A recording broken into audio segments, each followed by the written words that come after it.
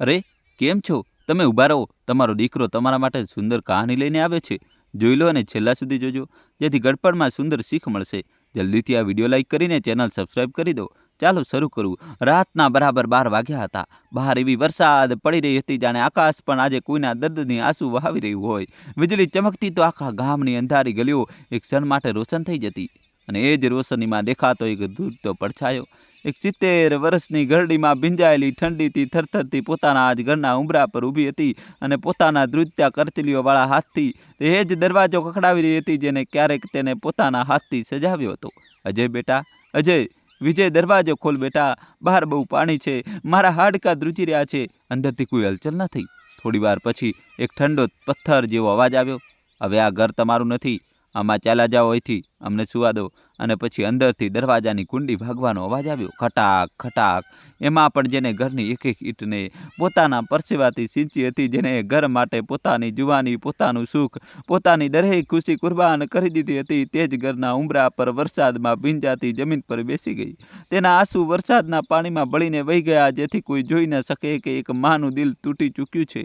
પરંતુ મિત્રો, એ રાત પછી એ ઘરમાં જે કંઈ પણ થયું તે કોઈના સપનામાં પણ વિચાર્યું નહોતું. એક એવી ઘટના જેને આખા ગામની આત્માને હચમચાવી દીધી. એક એવું રહસ્ય જેનો જવાબ આજ સુધી કોઈની પાસે નથી. આ વાર્તા માત્ર એક માની નથી, આ વાર્તા છે ત્યાગની, એ અધૂરા પ્રેમની, એ ભણકયા દર્દની અને એ ન્યાયની, જે માણસ નહીં પણ ખુદ સમય અને ઉપરવાળો કરે છે. તો મિત્રો, આ વાર્તાને અંત સુધી જોજો, કારણ કે આની દરેક એક ક્ષણ તમારી આંખો ભીની કરી દેશે અને અંતમાં જે થશે તે તમને ઝંઝોડીને મૂકી દેશે. ચાલો આ વાર્તાને બિલકુલ શરૂઆતથી શરૂ કરીએ, જ્યાંથી આ ઘરની વાર્તા શરૂ થઈ હતી. આ વાર્તા છે ઉત્તર ભારતના એક નાનકડા ગામ બસંતપુરની. ચારેય તરફ લીલાછમ ખેતરો, માટીના વાંકા ચૂકા કેળા, બળદોની ઘંટડીઓનો અવાજ અને ગામની વચ્ચોવચ્ચ એક જૂનું પણ મજબૂત મકાન. એ મકાનના આંગણામાં એક મોટું આંબાનું ઝાડ ઊભું હતું, જેની છાયડામાં આખું ઘર શ્વાસ લેતું હતું. અને ઘરના દરવાજા પર રોજ સાંજે એક માટીનો દીવો સળગતો હતો, જે વર્ષોથી ક્યારેય બુઝાયો ન હતો. આ ઘર હતું કૌશલ્યા દેવીનું. અને મિત્રો, એ ઘરની દરેક દિવાલમાં, દરેક ઈંટમાં, દરેક ખૂણામાં એક પ્રેમ કહાની છુપાયેલી હતી. એક એવી પ્રેમ કહાની જે કદાચ આજની પેઢીને કિસ્સા કહાની લાગે, પણ જેને જીવનારા તેને પોતાના છેલ્લા શ્વાસ સુધી ભૂલ્યા નથી. વાત આજથી લગભગ 50 વર્ષ જૂની છે. ત્યારે કૌશલ્યા માત્ર 18 વર્ષની હતી. પાતળી, ગોરી, શરમાળ અને એક છોકરી જે ઘૂમટાની આડમાંથી જ દુનિયાને જોતી હતી. અને તેના લગ્ન થયા હતા મોહન સાથે. મોહન મોટો કોઈ જમીનદાર નહોતો. ના તેની પાસે સોનાની સાંકળો હતી, ના પૈસાની પેટીઓ. બસ 2 વીઘા જમીન હતી, એક નાનું કાચું ઘર હતું અને એક બહુ મોટું દિલ. લગ્નની પહેલી રાતની વાત છે. કૌશલ્યા ડરી સહમી ઘૂમટો તાણીને રૂમના ખૂણામાં બેઠી હતી. તેનું દિલ જોર જોરથી ધબકી રહ્યું હતું. મોહન અંદર આવ્યો.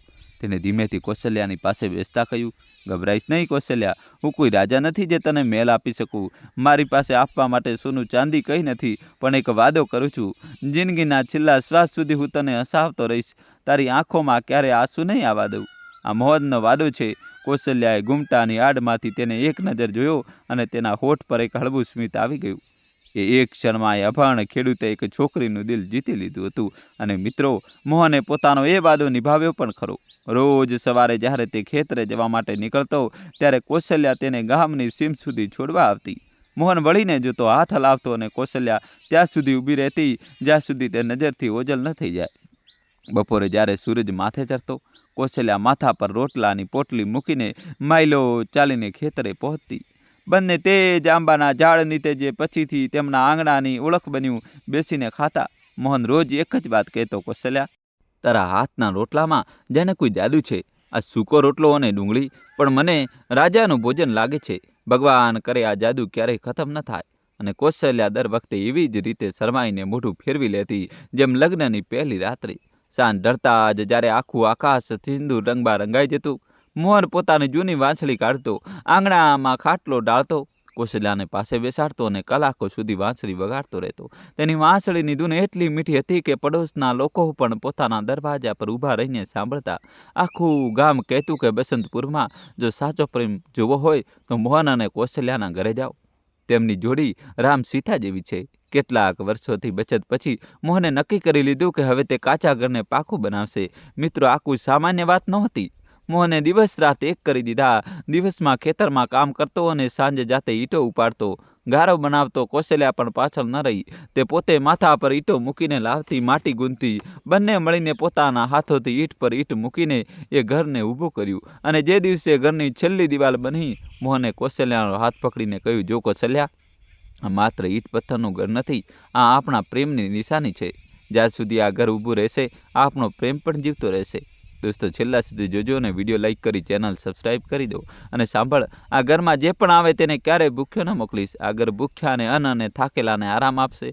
કૌશલ્યાએ વાદાને પોતાના દિલમાં બેસાડી લીધો અને વર્ષો સુધી એ ઘરમાંથી કોઈ પણ માણસ, ભલે ભિખારી હોય કે મહેમાન, ક્યારેય ખાલી પેટે પાછો ન ગયો. એ જ આંગણામાં થોડા જ વર્ષોમાં બે કિલકલાટ ગુંજી ઉઠ્યા. મોટો દીકરો અજય અને નાનો દીકરો વિજય. મોહન તેમને પોતાના ખભા પર બેસાડીને આખા ગામમાં ફેરવતો અને કહેતો, આ મારા રાજકુમાર છે, એક દિવસ આ ઘરનું નામ રોશન કરશે. ઘર નાનું હતું, પૈસા ઓછા હતા, પણ ખુશીઓ આકાશને આંબતી હતી. પરંતુ મિત્રો, કહેવાય છે ને કે ખુશીઓને કોઈની નજર લાગી જાય છે, અને હસતા રમતા પરિવાર પર પણ કિસ્મતની એક એવી નજર લાગી કે બધું જ વેરવિખેર થઈ ગયું. જે વર્ષે અજય 12 વર્ષનો હતો અને વિજય 9નો, તે વર્ષે ચોમાસાની ઋતુમાં મોહનને તીવ્ર તાવે જકડી લીધો. પહેલાં તો બધાએ વિચાર્યું કે મોસમી તાવ છે, ઉતરી જશે, પણ તાવ ઉતરવાનું નામ જ નહોતો લેતો. ગામના કોઈ ડૉક્ટર હતો ના હોસ્પિટલ, શહેર બહુ દૂર હતું અને મોહન પાસે એટલા પૈસા નહોતા કે શહેરના મોટા ડૉક્ટરને બતાવી શકે. 3 દિવસ અને 3 રાત કૌશલ્યા એક ક્ષણ માટે પણ મોહનના ઓશિકા પાસેથી ન હટી. ઠંડા પાણીના પોતા મૂકતી, તુલસીનો ઉકાળો પીવડાવતી અને મનોમન ભગવાનને પ્રાર્થના કરતી રહેતી, હે ભગવાન, મારા મોહનને બચાવી લો, મારા કપાળનું સિંદૂર સલામત રાખો. ચોથી રાત્રે જ્યારે વરસાદ રોકાવાનું નામ નહોતો લેતો, મોહને પોતાની આંખ ખોલી. તેને ધ્રુજતા હાથે કૌશલ્યાનો હાથ પકડ્યો. તેનો શ્વાસ રૂંધાઈ રહ્યો હતો. કૌશલ્યા, તેનો અવાજ બહુ નબળો હતો. મેં તારી સાથે એક વાદો કર્યો હતો ને, જિંદગીભર હસાવીશ, મને માફ કરી દે. હું એ વાદો પૂરો ન કરી શક્યો. કૌશલ્યાની આંખોમાંથી આંસુ વહી નીકળ્યા. એવું ના કહો જી, તમે ઠીક થઈ જશો, સવારે ડૉક્ટરને બોલાવીશું. મોહને હળવેથી માથું હલાવ્યું. ના કૌશલ્યા, મારો સમય આવી ગયો છે. બસ એક વાદો કર, આ બાળકોને અને આ ઘરને સંભાળી લેજે, અને જ્યારે પણ તું એકલી પડે ને, તો એ આંબાના ઝાડ નીચે બેસી જજે. હું ત્યાં જ તારી પાસે રહીશ, વાંસળી વગાડતો. અને મિત્રો, એ જ રાત્રે વરસાદની એ કાળી રાતમાં મોહનના શ્વાસ હંમેશા માટે થમી ગયા. કૌશલ્યાની દુનિયા ઉજળી ગઈ. જે આંગણામાં ક્યારેક વાંસળીની ધૂન ગુંજતી હતી, ત્યાં હવે માત્ર એક વિધવાની ચીસ અને 2 અનાથ બાળકોનું રુદન હતું. માત્ર 30 વર્ષની ઉંમરે કૌશલ્યા વિધવા થઈ ગઈ. લોકો કહે છે કે સ્ત્રીનો સૌથી મોટો સહારો તેનો પતિ હોય છે, અને કૌશલ્યાનો એ સહારો છીનવાઈ ચૂક્યો હતો. પણ તેની સામે 2 નાના બાળકો હતા, અજય અને વિજય. તેમની માસૂમ આંખોમાં જોઈને કૌશલ્યાએ પોતાના આંસુ લૂછ્યા. તેને પોતાના કપાળનું સિંદૂર પૂછ્યું, પોતાની બંગડીઓ ઉતારી અને એક ઊંડો શ્વાસ લીધો. એ રાત્રે તેને પોતાની જાત સાથે એક વાદો કર્યો, મોહન, તમે ચિંતા ન કરો, તમારા બાળકોને હું ક્યારેય કોઈ વસ્તુની ખોટ નહીં થવા દઉં. હું એમના માટે મા પણ બનીશ અને બાપ પણ. બીજી સવારે જ્યારે ગામના લોકો અફસોસ વ્યક્ત કરવા આવ્યા, ત્યારે કેટલાક વડીલોએ સલાહ આપી, અરે કૌશલ્યા, એકલી સ્ત્રી આ 2 બાળકો કેવી રીતે ઉછેરશે? જો આમને કોઈ અનાથ આશ્રમમાં આપી દે અથવા કોઈ સંબંધીના ઘરે, તારો બોજ હળવો થઈ જશે. કૌશલ્યાએ ધીમેથી પણ બહુ મજબૂતીથી કહ્યું, આ મારા મોહનની નિશાની છે, આ મારો બોજ નથી, મારી જાન છે. જ્યાં સુધી મારા શ્વાસ ચાલશે, હું આમને મારા છાતીએ લગાડીને રાખીશ. અને પછી શરૂ થયો સંઘર્ષનો એ ગાળો, જેને શબ્દોમાં બયાન કરવો અશક્ય છે.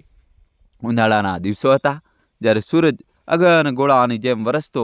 આખું ગામ બપોરે પોતાના ઘરોમાં છુપાઈ જતું, પણ કૌશલ્યા ખેતરોમાં પરસેવો વહાવતી રહેતી. તેના પગ દાઝી જતા, ચહેરો કાળો પડી જતો, પણ તે અટકતી નહીં. ચોમાસાના દિવસોમાં જ્યારે કાદવમાં પગ ઘૂંટણ સુધી ખૂંપી જતા, ત્યારે પણ તે ખેતરમાં ડટેલી રહેતી. અને શિયાળાની એ ઠીઠુરતી રાતો, જ્યારે કૌશલ્યા પોતે એક ફાટેલી પાતળી ચાદર ઓઢીને સૂતી, પણ પોતાના બંને દીકરાઓને જાડા ગરમ ધાવડાથી ઢાંકી દેતી. ઘણીવાર એવું થતું કે ઘરમાં માત્ર 2 રોટલી બચતી. કૌશલ્યા બંને રોટલી દીકરાઓની થાળીમાં મૂકી દેતી અને પોતે ચૂલા પાસે બેસીને ગરમ પાણીમાં મીઠું નાખીને પી લેતી. દીકરા પૂછતા, અમ્મા તું નહીં ખાય? તો તે સ્મિત કરીને જૂઠું બોલી દેતી, મારું પેટ તો ભરેલું છે બેટા, મેં ખેતરમાં ખાઈ લીધું હતું, તમે ખાઈ લો. રાત્રે જ્યારે અજયને તાવ આવતો, તો કૌશલ્યા તેની છાતી પર સરસવનું તેલ ચોળતા ચોળતા આખી રાત બેસી રહેતી. દોસ્તો જલ્દીથી ચેનલ સબસ્ક્રાઈબ કરી દો. એક હાથથી તેનું માથું પંપાળતી અને બીજે હાથથી પોતાના આંસુ લૂંટતી વિજયને જ્યારે સ્કૂલની ફી જોઈતી હતી અને ઘરમાં ફૂટી કોડી પણ ન હોય ત્યારે કૌશલ્યાએ પોતાની સૌથી કિંમતી વસ્તુ વેચી દીધી. તે ચાંદીની બીજિયા જે મોહને લગ્નમાં પોતાના હાથે તેને પહેરાવી હતી. તેની છેલ્લી નિશાની એ માછલીને વેચતી વખતે કૌશલ્યા સોનીની દુકાન બહાર ઊભી રહીને બહુ રડી હતી. તે તેના પ્રેમની છેલ્લી નિશાની હતી, પણ દીકરાના ભણતર આગળ તેણે પણ પોતાના પ્રેમની નિશાની પણ કુરબાન કરી દીધી. મિત્રો વિચારો, એક મા પોતાના બાળકો માટે ક્યાં સુધી જઈ શકે છે? કૌશલ્યા પોતાની જુવાની, પોતાનો આરામ, પોતાની દરેક ખુશી એ સુધી કે પોતાના પ્રેમની છેલ્લી નિશાની પણ પોતાના દીકરાઓ માટે લૂંટાવી દીધી. વર્ષો વીતતા ગયા. કૌશલ્યાની કમર ધીમે ધીમે વળી ગઈ. તેના કાળા ગાઢા વાળ સફેદ થઈ ગયા. હાથ પગમાં ધ્રુજારી આવવા લાગી. ચહેરા પર કરચલીઓ પડી ગઈ, પણ તેણે ક્યારેય હાર ન માની. અને એક દિવસ તેની આ વર્ષોની તપસ્યા રંગ લાવી. મોટો દીકરો અજય ભણી ગણીને ગામમાં જ કરિયાણાની એક સારી દુકાન ચલાવવા લાગ્યો. નાનો વિજય ખેતીવાડીમાં મન લગાવવા લાગ્યો અને સારો પાક ઉગાડવા લાગ્યો. બંને ભાઈઓ કમાવા લાગ્યા. ઘરમાં પૈસા આવવા લાગ્યા. ગામના લોકો કૌશલ્યાને કહેતા, જો કૌશલ્યા, તારી મહેનત રંગ લાવી. તારા દીકરા હવે લાયક થઈ ગયા છે. હવે તારા આરામના દિવસો આવી ગયા છે. હવે તને કોઈ દુઃખ નહીં થાય. કૌશલ્યા સ્મિત કરીને આકાશ તરફ જોતી અને મનોમન મોહનને કહેતી, જોઈ રહ્યા છો ને જી, તમારા દીકરા મોટા થઈ ગયા. હવે આપની કૌશલ્યાના દુઃખના દિવસો પૂરા થયા. પરંતુ મિત્રો, તેને ક્યાં ખબર હતી કે અસલી દુઃખ તો હવે શરૂ થવાના હતા. જ્યારે અજયની ઉંમર લગ્ન લાયક થઈ તો કૌશલ્યાએ પોતાના સપનાઓ અનુસાર તેના લગ્ન કરાવ્યા. વહુ આવી રાની, શહેરની ભણેલી ગણેલી છોકરી. જે દિવસે રાની પહેલીવાર ઘરે આવી, કૌશલ્યા આખા ગામને આમંત્રણ આપ્યું. દોસ્તો જલ્દીથી ચેનલ સબસ્ક્રાઈબ કરી દો. બધાને પોતાના હાથે જમાડ્યા. તે રાત્રે તેને તે જ આંબાના ઝાડને અડીને કહ્યું, જુઓજી, આપણા ઘરમાં બહુ આવી છે. હવે આ ઘર બધું મહેકી ઉઠશે. આપણું સૂનું ઘર ફરીથી આબાદ થશે. કાંઈક મહિનાઓ સુધી બધું બરાબર ચાલ્યું. પછી નાના દીકરા વિજયના લગ્ન થયા. વહુ આવી નીતુ. પરંતુ મિત્રો, અહીંથી જ વાર્તા એક અલગ વળાંક લેવાનું શરૂ કર્યું. રાની શહેરમાં ઉછરેલી હતી. તેને ગામડાની માટી, ગામડાની સાદગી, ગોબરથી લીપેલું આંગણું, માટીનો ચૂલો, કંઈ પણ રાસ ના આવ્યું. શરૂઆતમાં તેને બધું સહન કર્યું, પરંતુ અંદરને અંદર તે આ જિંદગીથી ચીડાવા લાગી. અને નીતુ, તે બહુ ઓછું બોલતી હતી, પરંતુ જે બોલતી હતી તે ઝેર પાયેલા તીરની જેમ ખૂંદતું હતું. તે ચૂપચાપ રહીને બહુ ચાલાકીથી પોતાની વાતો મનાવી લેતી હતી. ધીમે ધીમે બંને બહુઓ એક વણકઈ દોસ્તી બની ગઈ. અને મિત્રો, એ દોસ્તીના પાયામાં માત્ર એક જ મકસદ હતો, તે ઘરડી બીમાર સાસુને ઘરથી દૂર કરવી. તેમને લાગતું હતું કે કૌશલ્યા તેમની આઝાદીમાં અડચણ છે, તેમના માથા પર એક બોજ છે. શરૂઆત બહુ નાની નાની વાતોથી થઈ. રાની ખાવાનું પીરસતી વખતે બધાની થાળીમાં આખી રોટલીઓ રાખતી, પરંતુ કૌશલ્યાની થાળીમાં અડધી રોટલી રાખી દેતી. કૌશલ્યા સમજી જતી, પણ કાંઈ ન કહેતી. ચૂપચાપ ઊભા થઈને પોતે રસોડામાંથી એક બીજી રોટલી લઈ લેતી. નીતુ જ્યારે પોતાની સહેલીઓ સાથે ફોન પર વાત કરતી તો જાણી જોઈને એટલા જોરથી બોલતી કે કૌશલ્યાના કાન સુધી અવાજ પહોંચે. અરે યાર, ઘરમાં એક વૃદ્ધ હોય ને તો આખી જિંદગી એમની જ સેવામાં નીકળી જાય છે. ના કાંઈ ફરવા જઈ શકીએ, ના કંઈ કરી શકીએ, બસ બંધાયેલા રહો ઘરમાં. કૌશલ્યા બાજુવાળા રૂમમાં બેઠી બધું સાંભળતી. તેની આંખો ભરાઈ આવતી, પણ હોઠ ખામોશ રહેતા. તે વિચારતી કે કદાચ નવી ઉંમર છે, સમજી જશે. પરંતુ મેના ટોણા વધતા જ ગયા. એક દિવસ રસોડામાં રાની જોરથી ચિલ્લાઈ, જેથી કૌશલ્યા સાંભળી લે. આખો દિવસ બસ ખાંસતી રહે છે. ના ખેતરે જઈ શકે છે, ના ઘરનું કોઈ કામ કરી શકે છે. બસ બેઠા બેઠા ખાવાનું છે અને બીમારીઓ પાળવી છે. કૌશલ્યા તે દિવસે આંગણામાં બેસીને સુપડામાં મગની દાળ સાફ કરી રહી હતી. તેના ધ્રુજતા હાથ એક પળ માટે અટકી ગયા. તેણે આકાશ તરફ જોયું, જાણે મોહનને પૂછી રહી હોય, જોઈ રહ્યા હો જી, જે બાળકો માટે મેં મારા હાડકાં ઓગાળી નાખ્યા, તેમના જ ઘરમાં હું આજે બોજ બની ગઈ. અને પછી કાંઈ પણ બોલ્યા વગર ચૂપચાપ દાળ સાફ કરવા લાગી. ત્યાં જ નીતુએ આગમાં ઘી હોમ્યું. અને જુઓ ને ભાભી, ખાવામાં કેટલું ઘી નાખે છે. ડૉક્ટરે ના પાડી છે તો પણ માનતી નથી. આપણા પૈસાનું ઘી એમ જ ઉડાવી રહી છે. કૌશલ્યાએ ધીમેથી બહુ વિનમ્રતાથી કહ્યું, દીકરી, હું તો બસ 2 સૂકી રોટલી અને થોડીક દાળ ખાઉં છું. ઘી તો મેં વર્ષોથી. રાની ગુસ્સાથી પલટી, તો શું અમારા પર અહેસાન કરે છે? જે રૂખું સૂકું મળી રહ્યું છે તે ખાઓ અને ચૂપચાપ તમારા રૂમમાં પડી રહો. દોસ્તો કહાની છેલ્લા સુધી જોજો અને વિડીયો લાઈક કરી ચેનલ સબસ્ક્રાઈબ કરી દો. તે દિવસે કૌશલ્યાએ ખાવાનું ન ખાધું. આખી રાત ભૂખી રહી અને તે જ આંબાના ઝાડ નીચે બેસીને મોહનની યાદોમાં ચૂપચાપ આંસુ વહાવતી રહી. મિત્રો, હવે તમે વિચારી રહ્યા હશો કે અજય અને વિજય ક્યાં હતા? તે બંને દીકરા જેમની માટે માએ પોતાનું સર્વસ્વ લૂંટાવી દીધું, તે બંને ઘરમાં જ હતા. તે બધું જોતા હતા, બધું સાંભળતા હતા. તે સારી રીતે જાણતા હતા કે તેમની મા સાથે તદ્દન ખોટું થઈ રહ્યું છે, પરંતુ બોલવાની હિંમત નહોતી, અથવા કદાચ પોતાની પત્નીઓની સામે તે બોલવા જ નહોતા માગતા. એક રાત્રે કૌશલ્યાએ અજયને એકલો પકડ્યો. બહુ હિંમત ભેગી કરીને બોલી, દીકરા અજય, મારી એક વાત સાંભળ. હું કોઈ ફરિયાદ નથી કરી રહી, બસ એટલું જ કરી દે. પોતાની ઘરવાળીને કહી દે કે થોડું પ્રેમથી બોલે. તેના મેના ટોણા મારું કાળજું ચાળણી કરી નાખે છે દીકરા. અજયે પોતાની માથાથી નજર ચોરાવી લીધી. તેને અકળાઈને કહ્યું, અમ્મા, તમે પણ નાની નાની વાતનું વતંગડ બનાવી દો છો. રાનીનો સ્વભાવ જ એવો છે, થોડું ઊંચા અવાજે બોલી દે છે. તમે ધ્યાન ના આપ્યા કરો. કૌશલ્યા કંઈ ન બોલી. તેના દીકરાએ તેના દદને નાની વાત કહી દીધી હતી. તે રાત્રે તે બહુ મોડે સુધી મોહનની ઝાંખી છબી સામે બેસી રહી, જે તેમના રૂમની દિવાલ પર લટકેલી હતી. તેને ફોટાને સ્પર્શ કરતા ફૂસફૂસાવ્યું, જુઓજી, તમારા ગયા પછી આ ઘરની શું હાલત થઈ ગઈ છે. જે બાળકોને મેં પોતાના લોહીથી સિંચ્યા, તે જ આજે મને કાંટો સમજે છે. કાશ તમે હોતજી તો કદાચ આ દિવસ જોવો ન પડત. તે વર્ષે શિયાળાની શરૂઆતમાં કૌશલ્યા ખૂબ જ બીમાર પડી ગઈ. તે જ તાવે તેને જકડી લીધી. આખું શરીર તવાની જેમ તપી રહ્યું હતું અને ઠંડીથી ધ્રુજી પણ રહ્યું હતું.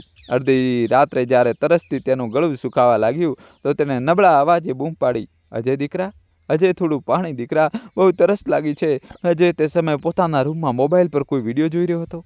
તેને માતાનો અવાજ સાંભળ્યો પણ ઊભા થવાની તકલીફ ન લીધી. ત્યાંથી જ ચિલ્લાઈને બોલ્યો, અલમારીમાં પાણી રાખ્યું છે અમ્મા, લઈ લો, અને દવા પણ પડી છે. દીકરા, ઊભા થવાની તાકાત નથી, બહુ નબળાઈ છે, જરા ડૉક્ટર પાસે લઈ ચાલને. અત્યારે અડધી રાત છે અમ્મા, આ સમયે કયો ડૉક્ટર મળશે? સવારે જઈશું, હવે સુવા દો. આખી રાત કૌશલ્યાના રૂમમાંથી ધીમો ધીમો કણસવાનો અવાજ આવતો રહ્યો.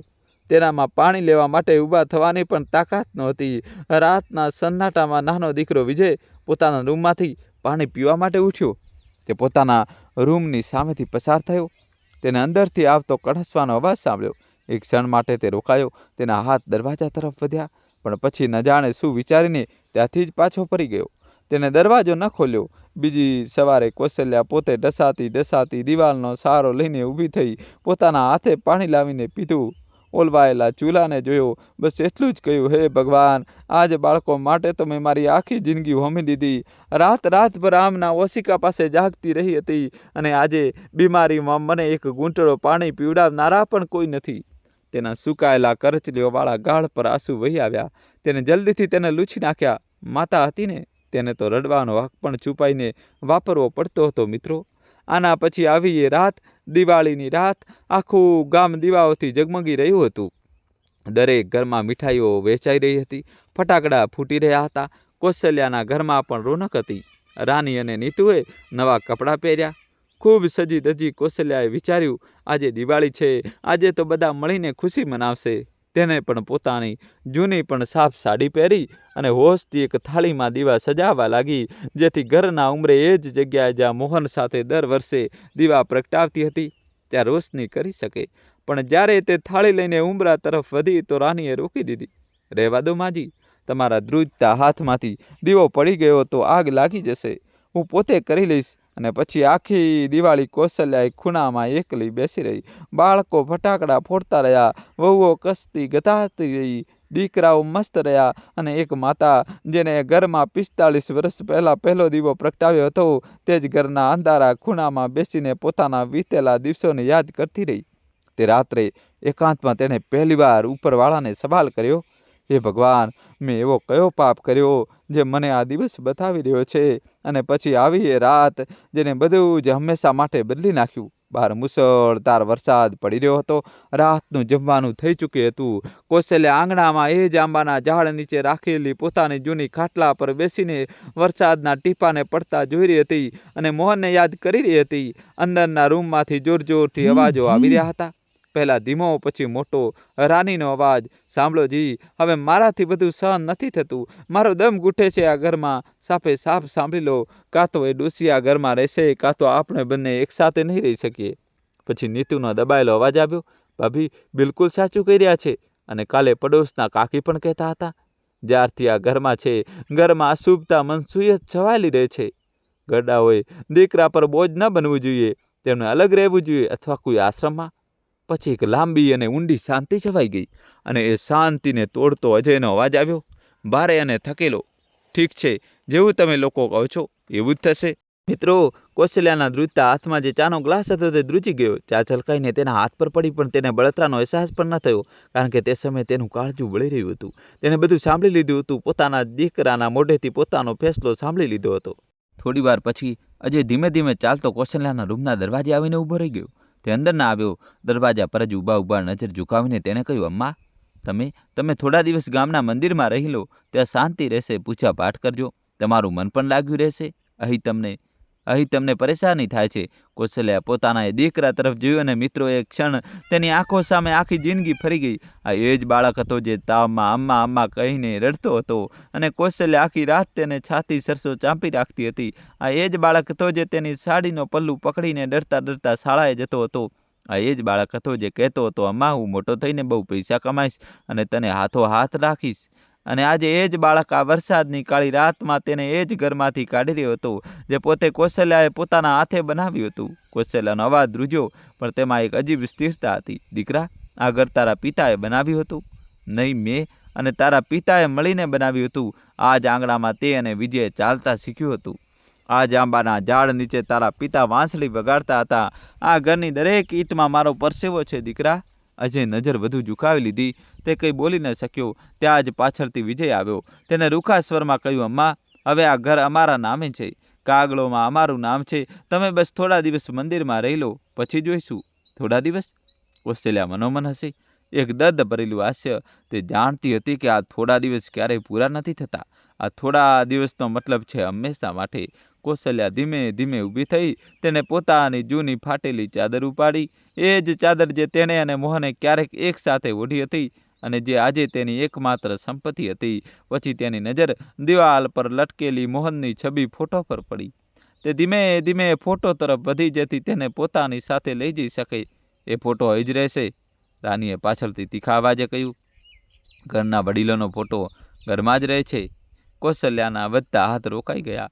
તેને એક ક્ષણ માટે મોહનના ફોટોને જોયો અને તેની આંખો ભરાઈ આવી. તેને મનોમન કહ્યું, માફ કરો જોજી, આજે હું એટલી લાચાર થઈ ગયું છું કે તમારી આ છેલ્લી નિશાની પણ મારી સાથે નથી લઈ જઈ શકતી.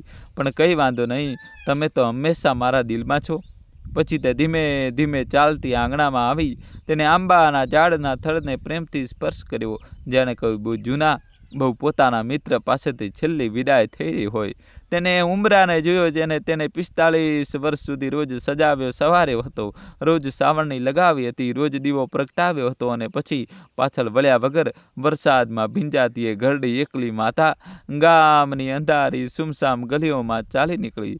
પાછળ તેનું ઘર હતું, તેના દીકરા હતા, તેના પૌત્રો હતા, અને આગળ માત્ર અંધકાર અને વરસાદ. ગામના બિલકુલ છેડા પર એક જૂનું શિવ મંદિર હતું. રાતના 10 વાગી ચૂક્યા હતા જ્યારે કૌશલ્યા લથડાતા પગે, પૂરી રીતે ભીંજાયેલી, ઠંડીથી ધ્રુજતી ત્યાં પહોંચી. મંદિરના વૃદ્ધ પૂજારી રામદાસજી રાતનો છેલ્લો દીવો ઓલવવા જઈ રહ્યા હતા કે તેમની નજર મંદિરના દ્વાર પર પડી. ત્યાં એક વૃદ્ધ સ્ત્રી ઊભી હતી, વરસાદમાં ભીંજાતી, ધ્રુજતી. અરે માયજી, તમે આટલી રાત્રે આ મુસળધાર વરસાદમાં અહીં કેવી રીતે? કૌશલ્યા કંઈ બોલી ન શકી.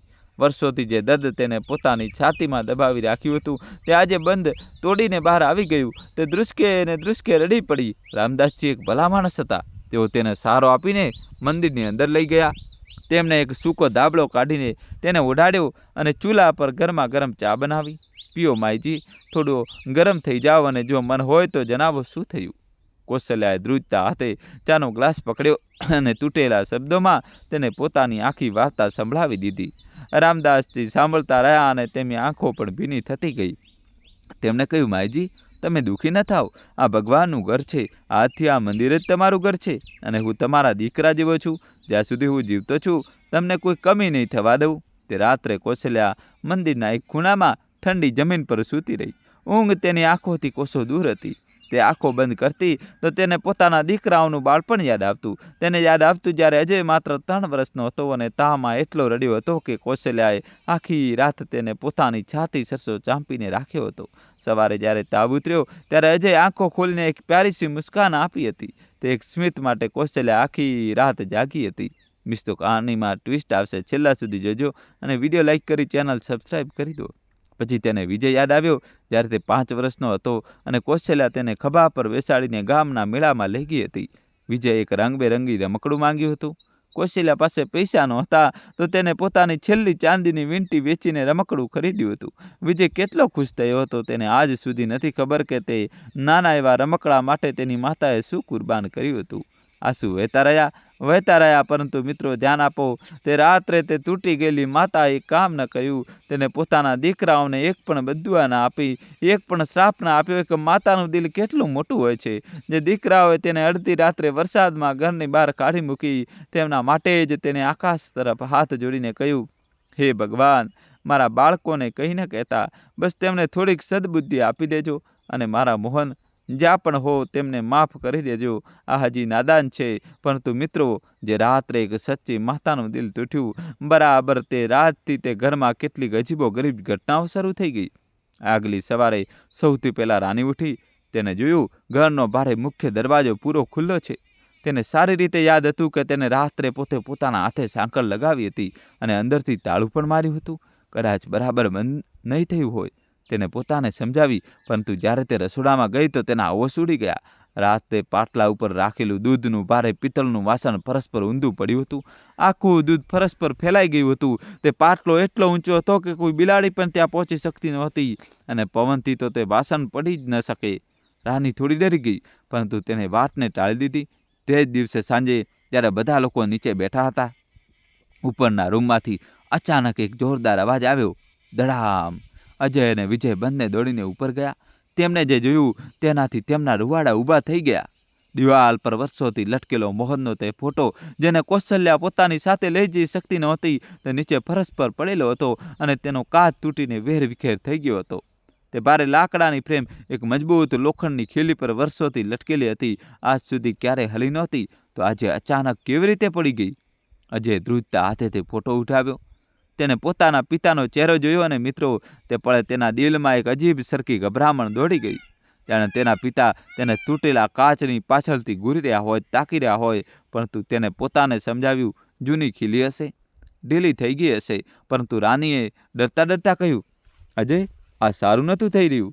ઘરના વડીલની તસવીરનું આમ પડવું અને કાચનું તૂટવું આ ખૂબ અશુભ માનવામાં આવે છે. અજય અકળાઈને વાત ટાળી દીધી, પરંતુ આ તો બસ શરૂઆત હતી. આગલા દિવસે ભર બપોરે રસોડામાં રાખેલા બધા વાસણો અચાનક પોતાની મેળે ખખડવા લાગ્યા. ઠનઠન, ખનખન અને કોઈના પણ અડ્યા વગર. નીતુ તે સમયે રસોડામાં જ ઊભી હતી.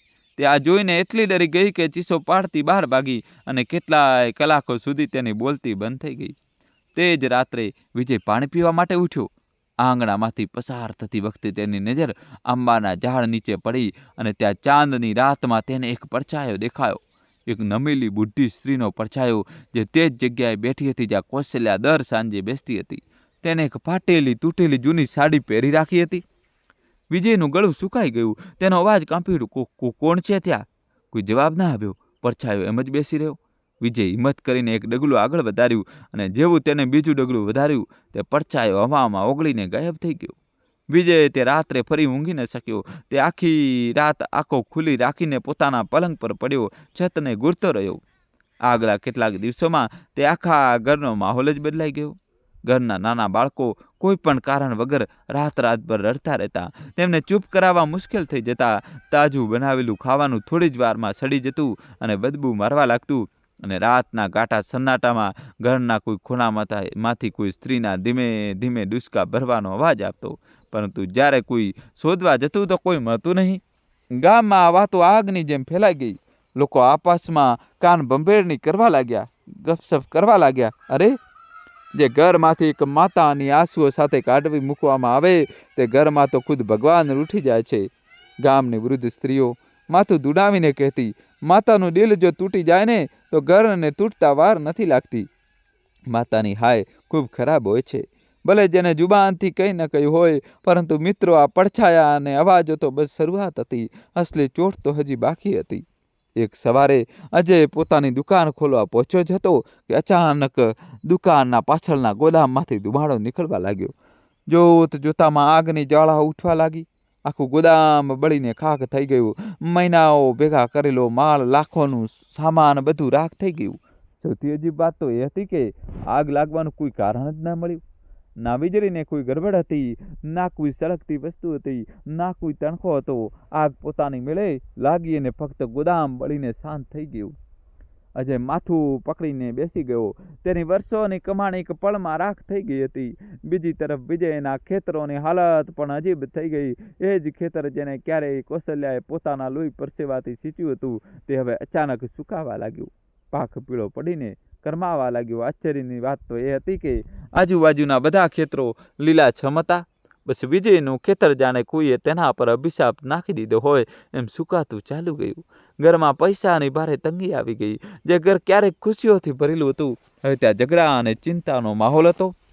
એક રાત્રે રાનીએ ડરતા ધ્રુજતા નીતુને ધીમેથી કહ્યું, નીતુ, મને લાગે છે આ બધું તે અંબાના કારણે જ થઈ રહ્યું છે. તેમણે જરૂર આપણને કોઈ બદદુઆ આપી હશે, ત્યારે જ આપણા ઘરમાં આ બધી આફતો આવી રહી છે. નીતુનો ચહેરો સફેદ પડી ગયો. હા ભાભી, જ્યારથી તે ગયા છે ત્યારથી જ આ બધું શરૂ થયું છે. ક્યાંક તેમણે સાચે જ. પરંતુ જ્યારે આ વાત ફરતી ફરતી અજય સુધી પહોંચી તો તેને ગુસ્સામાં કહ્યું, બકવાસ બંધ કરો. મારી અમ્માએ પોતાની આખી જિંદગીમાં આજ સુધી કોઈને એક બદદુઆ નથી આપી. જે સ્ત્રીએ અમારા માટે ભૂખ્યા રહીને અમને ઉછેર્યા, તે અમને શ્રાપ કેવી રીતે આપી શકે? તે એવી સ્ત્રી છે જે નહીં. મિત્રો, આ પહેલી વાર હતું જ્યારે અજયે પોતાની માતાને ખુલ્લેઆમ બચાવ કર્યો હતો. તેની અવાજમાં પોતાની માતા માટે એક છુપાયેલું દર્દ હતું, પરંતુ આ દર્દ ફક્ત તેના દિલમાં હતું. માતા પાસે જઈને માફી માંગવાની હિંમત હજી પણ તેની અંદર નહોતી. હવે આવી એ કહાનીના સૌથી માસૂમ કિરદાર પાત્ર પર. અજયનો દીકરો સોનુ, માત્ર 7 વર્ષનો. તેને કોઈએ નહોતું જણાવ્યું કે તેની પ્યારી દાદી ક્યાં ચાલી ગઈ છે. રાનીએ બસ એટલું જ કહ્યું હતું કે દાદી તીર્થયાત્રા પર ગયા છે, થોડા દિવસમાં આવી જશે. પરંતુ સોનુ ખૂબ સમજદાર બાળક હતો. તેને પોતાની દાદીથી ખૂબ પ્રેમ હતો. તે રોજ બારીમાંથી તે આંબાના ઝાડ તરફ જોતો, જ્યાં બેસીને દાદી તેને રોજ નવી નવી વાર્તાઓ સંભળાવતી હતી. ઝાડ હવે સૂનું પડ્યું હતું. તે દાદીના રૂમમાં જતો, જ્યાં દાદીની ચાદર રાખેલી રહેતી હતી, પરંતુ ચાદર પણ નહોતી. તે દાદીની તે ખાટલો પલંગ પર શોધતો, જેના પર તે તેને હાલરડું સંભળાવીને સુવડાવતી હતી. એક દિવસ તેને માસૂમિયતથી પોતાની માને પૂછ્યું, મમ્મી, દાદી ક્યારે આવશે? મારે દાદી પાસેથી વાર્તા સાંભળવી છે અને દાદીના હાથની રસોઈ ખાવી છે. રાણી, જે પહેલાથી જ પરેશાન હતી, તે ખીજાઈને ઉઠી. તેમનું નામ ન લે, જઈને રમ, મગજ ન ખા. સોનુની આંખો ભરાઈ આવી. તે ચૂપચાપ એક ખૂણામાં જઈને બેસી ગયો. તે દિવસે બપોરે જ્યારે ઘરમાં બધા લોકો ગાઢ નિંદ્રામાં સૂતા હતા, સોનુ ચૂપકેથી ઘરની બહાર નીકળી ગયો. તેને મંદિરનો રસ્તો સારી રીતે ખબર હતો, કારણ કે તે ઘણીવાર દાદીની આંગળી પકડીને ત્યાં ગયો હતો. જ્યારે કૌશલ્યા મંદિરના પગથિયાં સાવરણીથી સાફ કરી રહી હતી, ત્યારે જ તેની નજર ઉપર ગઈ અને તેને પોતાના સોનુને આવતો જોયો. એક પળ માટે તો તેને વિશ્વાસ જ ન થયો. પછી તેનું આખું કળેજું ભરાઈ આવ્યું. મારું બાળક, મારું સોનું. સોનુ દોડતો આવ્યો અને સીધો દાદીના ખોળામાં સમાઈ ગયો. દાદી, દાદી, તું અહીં કેમ છે? તું ઘરે કેમ નથી આવતી? ઘરે ચાલ ને દાદી, મને તારા વગર ગમતું નથી. કૌશલ્યાએ તેને પોતાને છાતી સરસો કસાવીને જોરથી વલગાડી લીધો.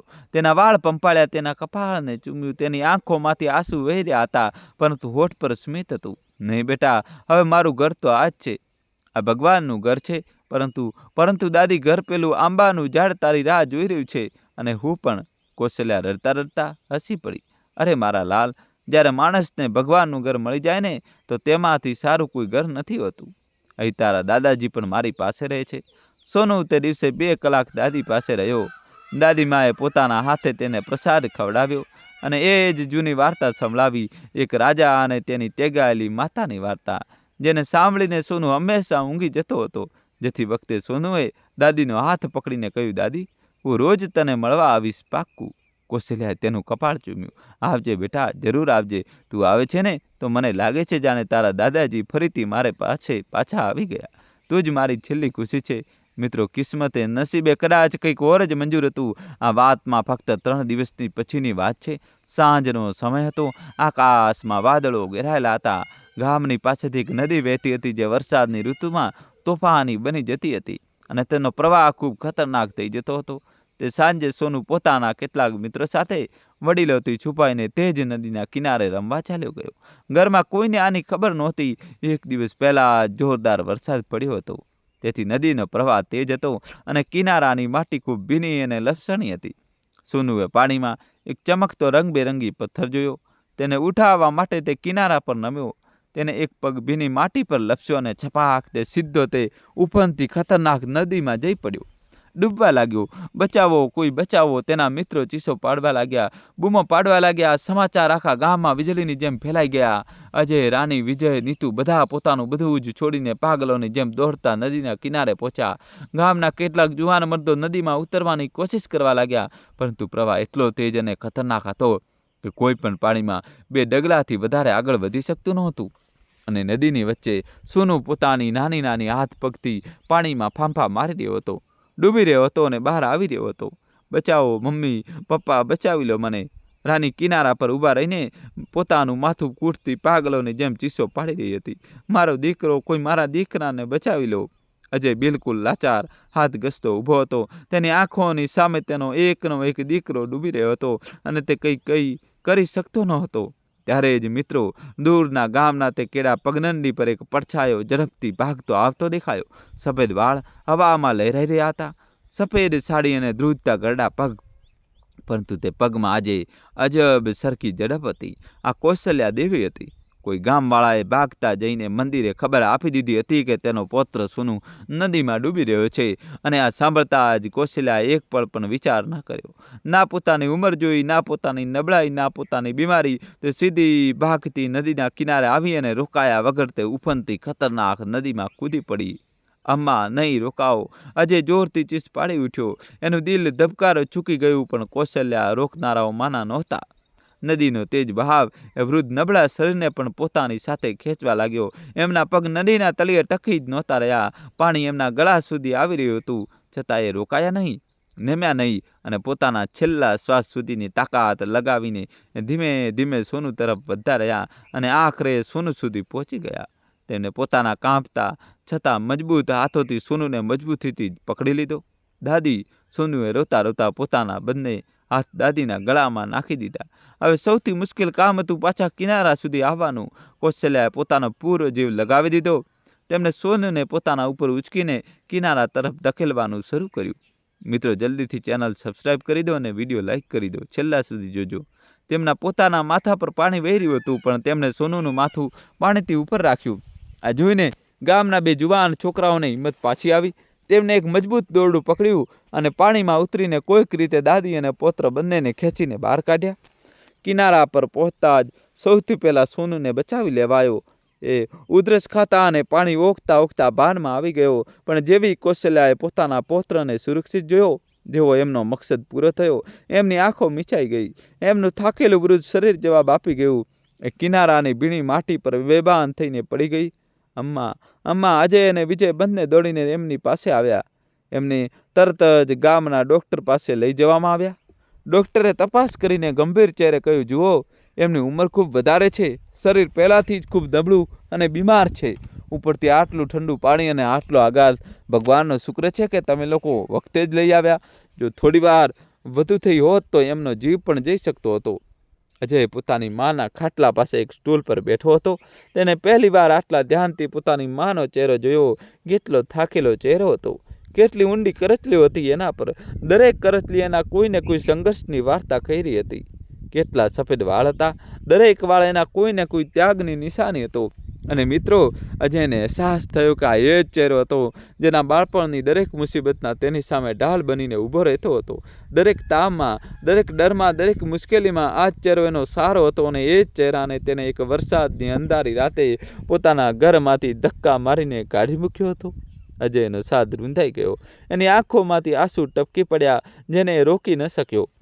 વિજય રૂમની બહાર દિવાલને ટેકો દઈને ઊભો હતો. તેની આંખો રોઈ રોઈને લાલ થઈ ચૂકી હતી. એને વારંવાર એ રાત યાદ આવી રહી હતી જ્યારે મા તાવમાં પાણી માટે તડપી રહી હતી અને એનો પોતાનો દીકરો દરવાજાની બહારથી જ એની કરાર સાંભળીને પણ પાછો ફરી ગયો હતો. કંઈક વાર પછી કૌશલ્યાએ ધીમે ધીમે પોતાની આંખો ખોલી. એમની નજર હજુ સરખી રીતે કામ નહોતી કરી રહી. હોશમાં આવતા જ તેમણે સૌથી પહેલાં આમ તેમ જોયું. એમના હોઠ ફડફડ્યા. મારો સોનું ક્યાં છે? મારો બાબો ઠીક તો છે ને? મિત્રો જરા વિચારો. મોતના મોંમાંથી પાછા ફરીને પણ એક મા, એક દાદીનો પહેલો વિચાર પોતાના પૌત્ર માટે હતો. સોનું દોડીને આવ્યો અને દાદીનો હાથ પોતાના બંને હાથોમાં પકડી લીધો. હા દીદી, હું બિલકુલ ઠીક છું. તમે મને બચાવી લીધો દાદી. તમે સાચે જ સુપર હીરો છો. કૌશલ્યાના ચહેરા પર એક હળવી સંતોષભરી મુસ્કાન આવી ગઈ. ત્યારે જ અજય પોતાની જગ્યાએથી ઉઠ્યો અને સીધો પોતાના માના પગમાં પડી ગયો. એ ફૂટી ફૂટીને રોવા લાગ્યો. અમ્મા મને માફ કરી દે. હું બહુ મોટો ગુનેગાર છું. એના અવાજમાં હવે અહંકાર નહોતો જે છેલ્લા ઘણા મહિનાઓથી હતો. બસ એક તૂટેલા પસ્તાવો કરતા દીકરાનું રુદન હતું. અમે માણસ કહેવાને લાયક નહોતા રહ્યા અમ્મા. તે અમારા માટે તારી આખી જિંદગી હોમી દીધી અને અમે તને ઘરમાંથી કાઢી મૂકી. વિજય પણ અંદર આવ્યો અને પોતાના ભાઈ સાથે માના પગ પાસે ઘૂંટણીએ બેસી ગયો. અમ્મા, અમારાથી બહુ મોટી ભૂલ થઈ ગઈ. અમે પોતાની પત્નીઓના બહેકામાં આવીને એ પણ ભૂલી જ ગયા કે તું કોણ છે. તે તો આજે પણ અમારી આટલી બેઇજ્જતી પછી પણ અમારા દીકરાઓનો જીવ બચાવવા માટે પોતાનો જીવ દાવ પર લગાવી દીધો. રાણી અને નીતુ બંને રૂમના દરવાજાના ઉંબરે ઊભી હતી. બંનેની આંખો શરમ અને પસ્તાવાના આંસુઓથી ભરેલી હતી. રાણી ધીમે ધીમે ચાલીને આગળ આવી. એ પણ કૌશલ્યાના પગ પાસે નમી ગઈ અને તેણે એમના પગ સ્પર્શ કર્યા. માજી, એ સિસકારીઓ લેતા બોલી, હું આ ઘરની વહુ હતી. વહુને દીકરી કહેવાય છે અને મેં આ ઘરને મૂળને જ કાપી નાખવાનો પ્રયત્ન કર્યો. તમે જે ઘરને પોતાના પ્રેમથી, પોતાના ત્યાગથી સીંચ્યું, મેં એને ઉજેડવાનું કાવતરું રચ્યું. મારો કોઈ હક નથી બનતો માફી માગવાનો, છતાં પણ મને માફ કરી દો માજી. નીતુ પણ રોતી રોતી એમની પાસે આવીને બેસી ગઈ. અમે બંને મળીને તમારી સાથે જે કર્યું એ કોઈ પણ સંજોગોમાં માફીને લાયક નથી. અમે એક દેવીનું અપમાન કર્યું. અમને અમારા કર્યાની સજા મળવી જોઈએ. છતાં પણ જો થઈ શકે તો અમને માફ કરી દો. પણ મિત્રો, હવે જુઓ એક માનું દિલ કેટલું વિશાળ હોય છે. કૌશલ્યા, જેમાં હજુ હલવાની પણ તાકાત નહોતી, તેમણે પોતાના બંને કામતા હાથ ઊંચા કર્યા અને એ હાથ તેમણે પોતાની બંને વહુઆના માથા પર મૂકી દીધા. બસ દીકરા, રો નહીં. એમનો અવાજ નબળો હતો પણ એમાં મમતાનો સાગર હતો. ભૂલ તો માણસથી જ થાય છે દીકરી. ભૂલ કરવી એ ગુનો નથી, એને ન સુધારવી એ ગુનો છે. અને એક માં ક્યારેય પોતાના બાળકોથી નારાજ નથી થતી. માનું દિલ તો માફ કરવા માટે જ બન્યું છે. જાઓ, મેં તમને બધાને માફ કર્યા. અજય આગળ વધીને પોતાની માનો હાથ પોતાના કપાળે લગાવ્યો અને બોલ્યો, અમ્મા, હવે બસ, હવે તારે ક્યાંય નથી જવું. તું ઘરે ચાલ. એ ઘરની દરેક ઈંટ તને પોકારી રહી છે. એ આંબાનું ઝાડ તારો ઇંતજાર છે. અમ્મા, સાચું કહું તો તારા વગર એ ઘર નહોતું રહ્યું. બસ ઈંટ પથ્થરનું એક માળખું બનીને રહી ગયું હતું. કૌશલ્યાએ એક ક્ષણ માટે પોતાની આંખો મીચી લીધી અને મિત્રોએ એક ક્ષણમાં એમના મન સામે મોહનની એ ઝાંખી છબી તરી આવી. અને આજે એ છબીમાં મોહન મુસ્કરાઈ રહ્યો હતો, જાણે એ પોતાની કૌશલ્યાને કહી રહ્યો હોય, જોયું કૌશલ્યા, મેં તને વાદો કર્યો હતો ને, જિંદગીભર હસાવીશ, તારી આંખોમાં આંસુ નહીં આવવા દઉં. આજે ઉપરવાળાએ તારા ચહેરાની એ મુસ્કાન તને પાછી લાવી આપી. જે દિવસે કૌશલ્યા દેવી ઘરે પાછા ફર્યા મિત્રો, એ દિવસે આખું ગામ એમના સ્વાગત માટે એકઠું થઈ ગયું. પડોશના મીના કાકીએ આગળ વધીને એમના માથા પર તિલક કર્યું અને એમની આરતી ઉતારી. એમની આંખોમાં ખુશીના આંસુ હતા. માં ઘરે આવ્યા છે તો સમજો આ ઘરમાં ફરીથી ભગવાન આવી ગયા, ફરીથી રોશની આવી ગઈ. આંબાના ઝાડ નીચે એમની એ જ જૂની ઢોલીઓ ખાટલો ઢાળવામાં આવ્યો. બરાબર એ જ જગ્યા જાય દર સાંજે બેસીને પોતાના મોહનને યાદ કર્યા કરતા હતા. કૌશલ્યા ધીમે ધીમે ચાલીને એ ખાટલા પર બેસી ગયા. તેમણે પોતાના કામતા હાથથી આંબાના ઝાડના થડને પ્રેમથી સ્પર્શ કર્યો અને બહુ ધીમેથી ફૂસફૂસાયા, જુઓ જી, હું પાછી આવી ગઈ અને જુઓ, તમારા બાળકો પણ સાચા રસ્તે આવી ગયા. તમે ઉપર બેસીને બધું સરખું કરી દીધું ને? ત્યારે જ અંદરથી સોનુનો ચહેકતો અવાજ આવ્યો, દાદી, તમારી ચા. અને કૌશલ્યા ખડખડાટ હસી પડ્યા. એ ખુલકે દિલથી નીકળીને હસી. મહિનાઓ પછી મિત્રો, એ દિવસ પછી એ ઘર પૂરી રીતે બદલાઈ ગયું. રાણી જે ક્યારેક સાસની થાળીમાંથી રોટલી ઓછી કરી દેતી હતી, એ હવે જાતે પોતાના હાથોથી કૌશલ્યાની રૂમની સફાઈ કરતી, એમના પલંગની ચાદર બદલતી. ખાવામાં હવે રોજ કૌશલ્યાની પસંદ પૂછવામાં આવતી. નીતુ જે ક્યારેય મેનાટોણા મારતી હતી, એ હવે કલાકો સુધી એમની પાસે બેસીને એમની વાતો સાંભળતી, એમના પગ દબાવતી. જ્યારે પણ કૌશલ્યાને ડૉક્ટર પાસે જવાનું હોય તો અજય પોતાની દુકાન બંધ કરીને જાતે પોતાની માનો હાથ પકડીને બહુ પ્રેમથી એમને લઈ જતો. અને જાણો છો, થોડા જ દિવસોમાં જાણે કિસ્મતે પણ કરવટ બદલી લીધી. અજયની બળેલી દુકાન ફરીથી પહેલાં કરતાં પણ સારી બની ગઈ. અને આ વખતે જ્યારે દુકાન ખુલી તો એના ઉંમરે પહેલો દીવો કૌશલ્યાએ પોતાના હાથોથી પ્રગટાવ્યો. વિજયના સુકાઈ ગયેલા ખેતરો ફરીથી લહેરાઈ ઉઠ્યા, લીલાછમ થઈ ગયા. ઘરમાં ફરીથી બરકત આવી ગઈ. ખુશીઓ પાછી ફરી. અને મિત્રો, સૌથી હેરાન કરી દેનારી વાત એ હતી કે જે રાતે કૌશલ્યા દેવીએ ઘરમાં પાછો પગ મૂક્યો એ જ રાતથી એ બધી અજીબ ઘટનાઓ આપોઆપ બંધ થઈ ગઈ. એ પરછાઈઓ જે આંબાના ઝાડ નીચે દેખાતી હતી એ ગાયબ થઈ ગઈ. એ રાતના સન્નાટામાં સિસકારીઓનો અવાજ બંધ થઈ ગયો. એ વાસણોનું આપોઆપ પડવું અને ખડખડાટ થવું બધું હંમેશા માટે બંધ થઈ ગયું. જાણે એ ઘરને જે વસ્તુની કમી હતી, જેની એને તલાશ હતી, એ આખરે એને મળી ગઈ હતી. દોસ્તો, કહાની છેલ્લા સુધી જોજો અને વિડીયો લાઈક કરી ચેનલ સબસ્ક્રાઈબ કરી દો. એ ઘરને એની માં પાછી મળી ગઈ હતી. મિત્રો, હવે તમે વિચારતા હશો કે આખરે એ પરછાઈઓ શું હતી? એ અવાજો કોના હતા?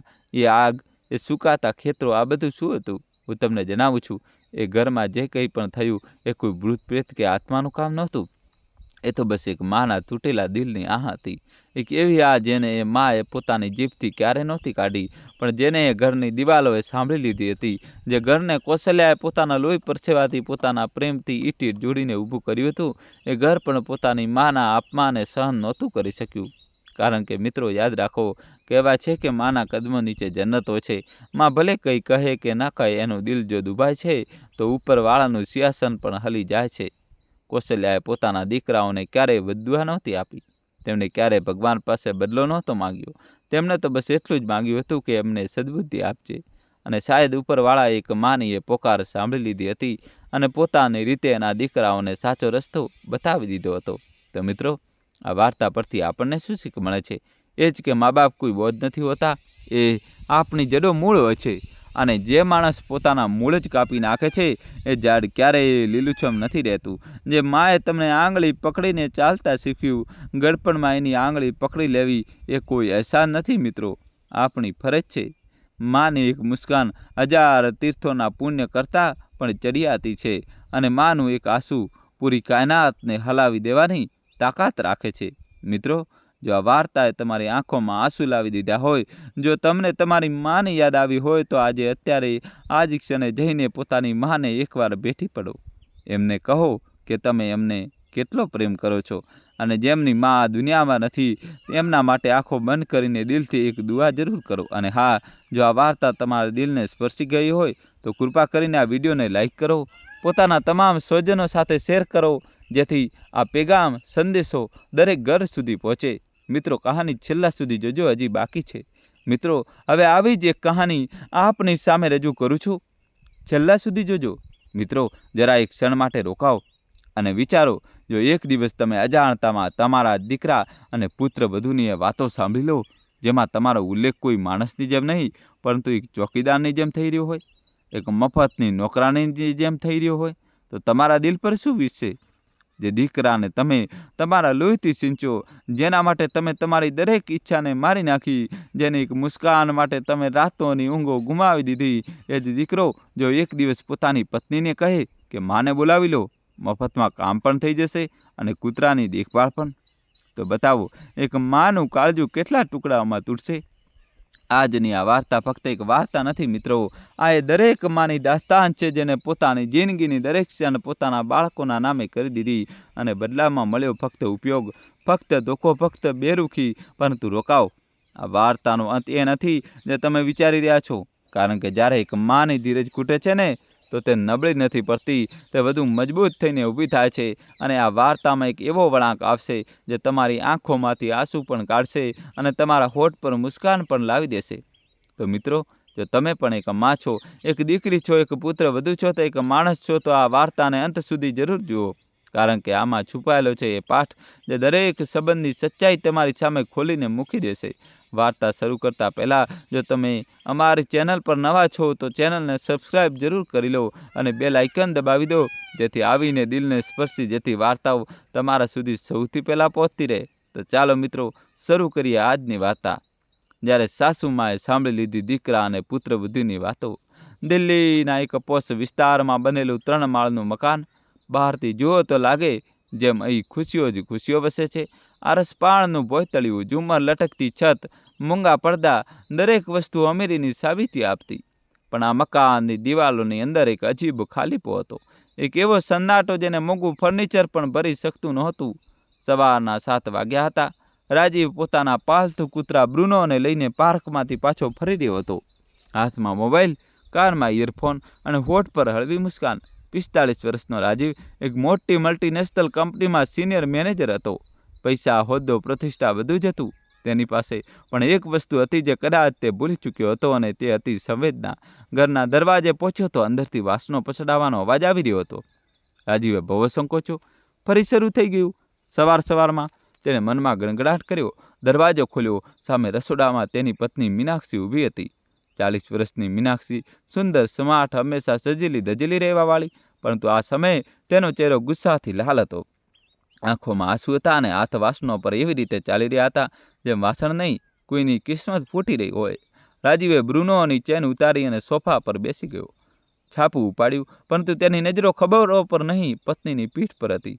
શું થયું મીનુ? સવારમાં ગુસ્સો કઈ વાતનો? રાજીવે પૂછ્યું, પરંતુ અવાજમાં કોઈ ઊંફ નહોતી, બસ એક રૂખાપો હતો, જેમ કોઈ મજબૂરીમાં પૂછી રહ્યું હોય. મીનાક્ષીએ ફરીને જોયું. આંખોમાં આંસુ હતા, પરંતુ એ આંસુ ફક્ત દર્દના નહોતા, તેમાં ગુસ્સો પણ હતો, ફરિયાદ પણ હતી. તમે પૂછી રહ્યા છો શું થયું? તમને સાચે જ નથી ખબર? મીનાક્ષીનો અવાજ કાંપી રહ્યો હતો. કાલે રાતે મીરાનો ફોન આવ્યો હતો. જાણો છો તે ક્યાંથી બોલી રહી હતી? સ્વિટ્ઝરલેન્ડથી. તે પોતાના પતિ અને બાળકો સાથે રજાઓ માણવા ગઈ છે, અને આપણે છેલ્લા 15 વર્ષથી આ ઘરની 4 દિવાલોમાં કેદ છીએ. રાજીવે એક ઊંડો શ્વાસ લીધો. આ વાર્તા નવી નહોતી. દર મહિને, દર અઠવાડિયે ક્યારેક મીરા, ક્યારેક સીમા, ક્યારેક રીના, કોઈને કોઈ શૈલી ક્યાંક ને ક્યાંક ફરવા જતી હતી, ને દરેક વખતે મીનાક્ષીનો આ જ રોવાનું શરૂ થઈ જતું. મીનુ, વાત સમજ. મીરાનો પતિ બિઝનેસમેન છે. તેમની પાસે એટલા પૈસા છે કે તેઓ દર મહિને વિદેશ જઈ શકે છે.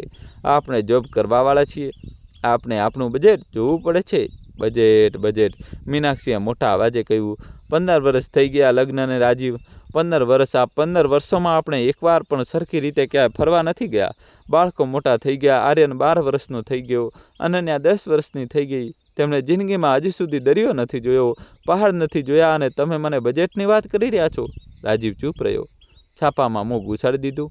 તેને ખબર હતી જો અત્યારે કંઈ બોલશે તો વાત વધુ વધી જશે, પરંતુ મીનાક્ષીનો ગુસ્સો શમ્યો નહીં. તે રસોડામાંથી નીકળીને સામે આવીને ઊભી રહી ગઈ. મને જવાબ જોઈને રાજીવ, બસ એકવાર મને અને મારા બાળકોને ક્યાંય લઈ જાઓ. મને વિદેશ નથી જોઈતું, બસ ક્યાંક પહાડો પર, દરિયા કિનારે, ક્યાંય પણ. મને પણ મારી સહેલીઓનો ફોટો મોકલવા છે. મને પણ ફેસબુક પર સ્ટેટસ મૂકવા છે. મને પણ જીવવું છે રાજીવ, મને પણ જીવવું છે. મીનાક્ષીનો અવાજ ભાંગી પડ્યો. તે ત્યાં જ સોફા પર બેસી ગઈ અને સોસકવા લાગી. આર્યન અને અનન્યા પણ પોતાના રૂમમાંથી નીકળીને આવી ગયા હતા. બંને બાળકો માને રોતી જોઈને સમજી ન શક્યા અને ડરી ગયા. અમ્મા, શું થયું? અનન્યાએ ધીમેથી પૂછ્યું.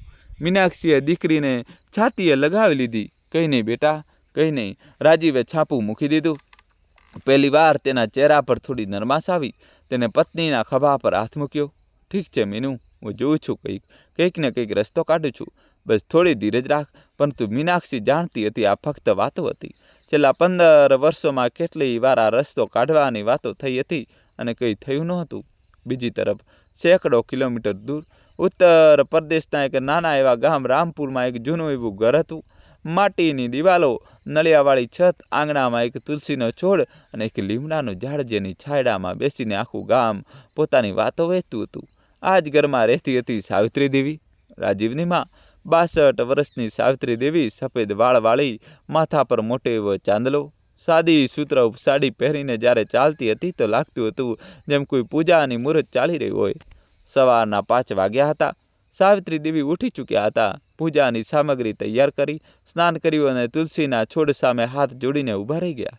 હે માં, તુલસી, મારા બાળકોને સુખી રાખ. મારા રાજીવને, મીનાક્ષીને, મારા પૌત્ર પૌત્રીને બધાને ખુશ રાખ. મને તારાથી કોઈ ફરિયાદ નથી, બસ મારા બાળકો સારા રહે. આંખોમાંથી 2 આંસુ ટપકી પડ્યા. સાવિત્રી દેવીએ ઝડપથી પાલવથી લૂછી લીધા.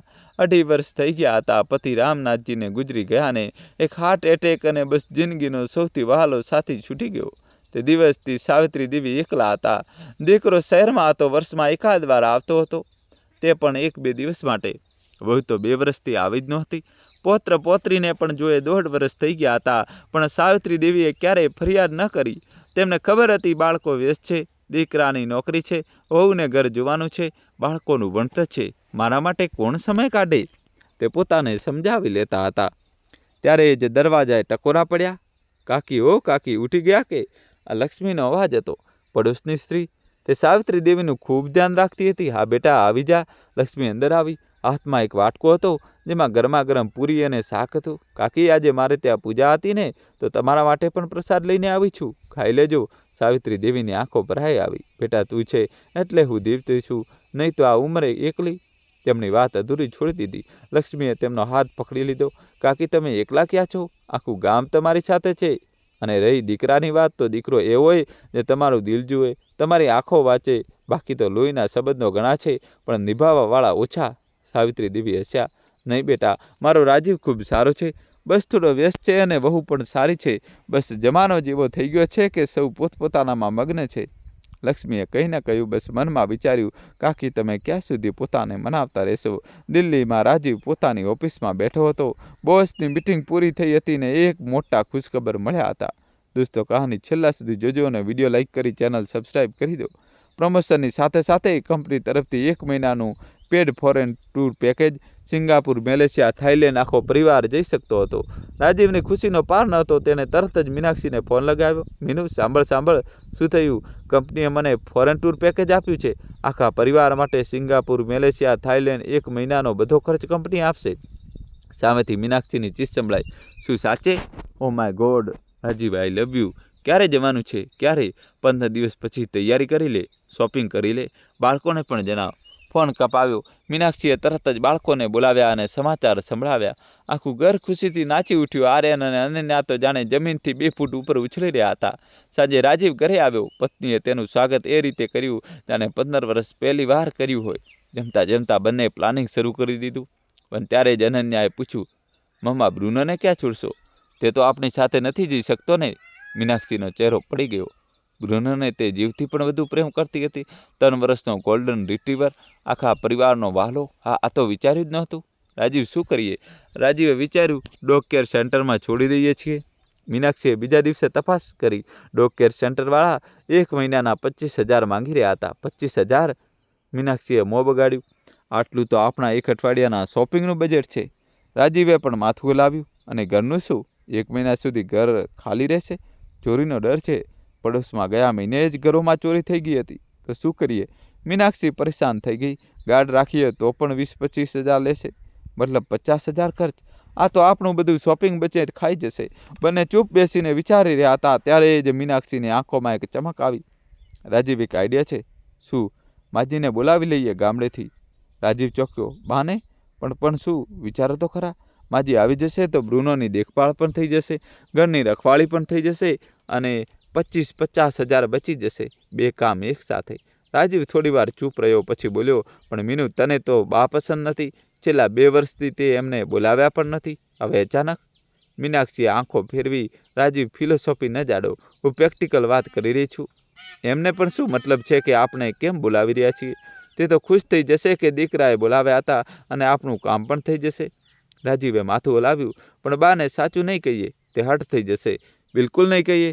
હું એટલી મૂર્ખ નથી. હું એમને કહીશ કે આપણે બાળકોના કારણે એમને મિસ કરી રહ્યા છીએ. બાળકોને દાદીનો પ્રેમ જોઈતો હતો, વગેરે વગેરે. રાજીવે માથું હલાવી લીધું. તેના ચહેરા પર એક હળવો અપરાધ ભાવ હતો, પણ મીનાક્ષીએ તેને ઝડપથી દબાવી દીધો. ફોન લગાવો બાને. અત્યારે ગામમાં સાવિત્રી દેવી આંગણામાં બેઠા હતા. સાંજનો સમય હતો. આકાશ સિંદૂરી થઈ રહ્યું હતું. ત્યારે જૂનો ફોન રણક્યો. સાવિત્રી દેવીના ધબકારા તેજ થઈ ગયા. કોણ હોઈ શકે આ સમયે? તેમણે દ્રુતતા હાથે ફોન ઉપાડ્યો. હેલો બા, હું રાજીવ બોલું છું.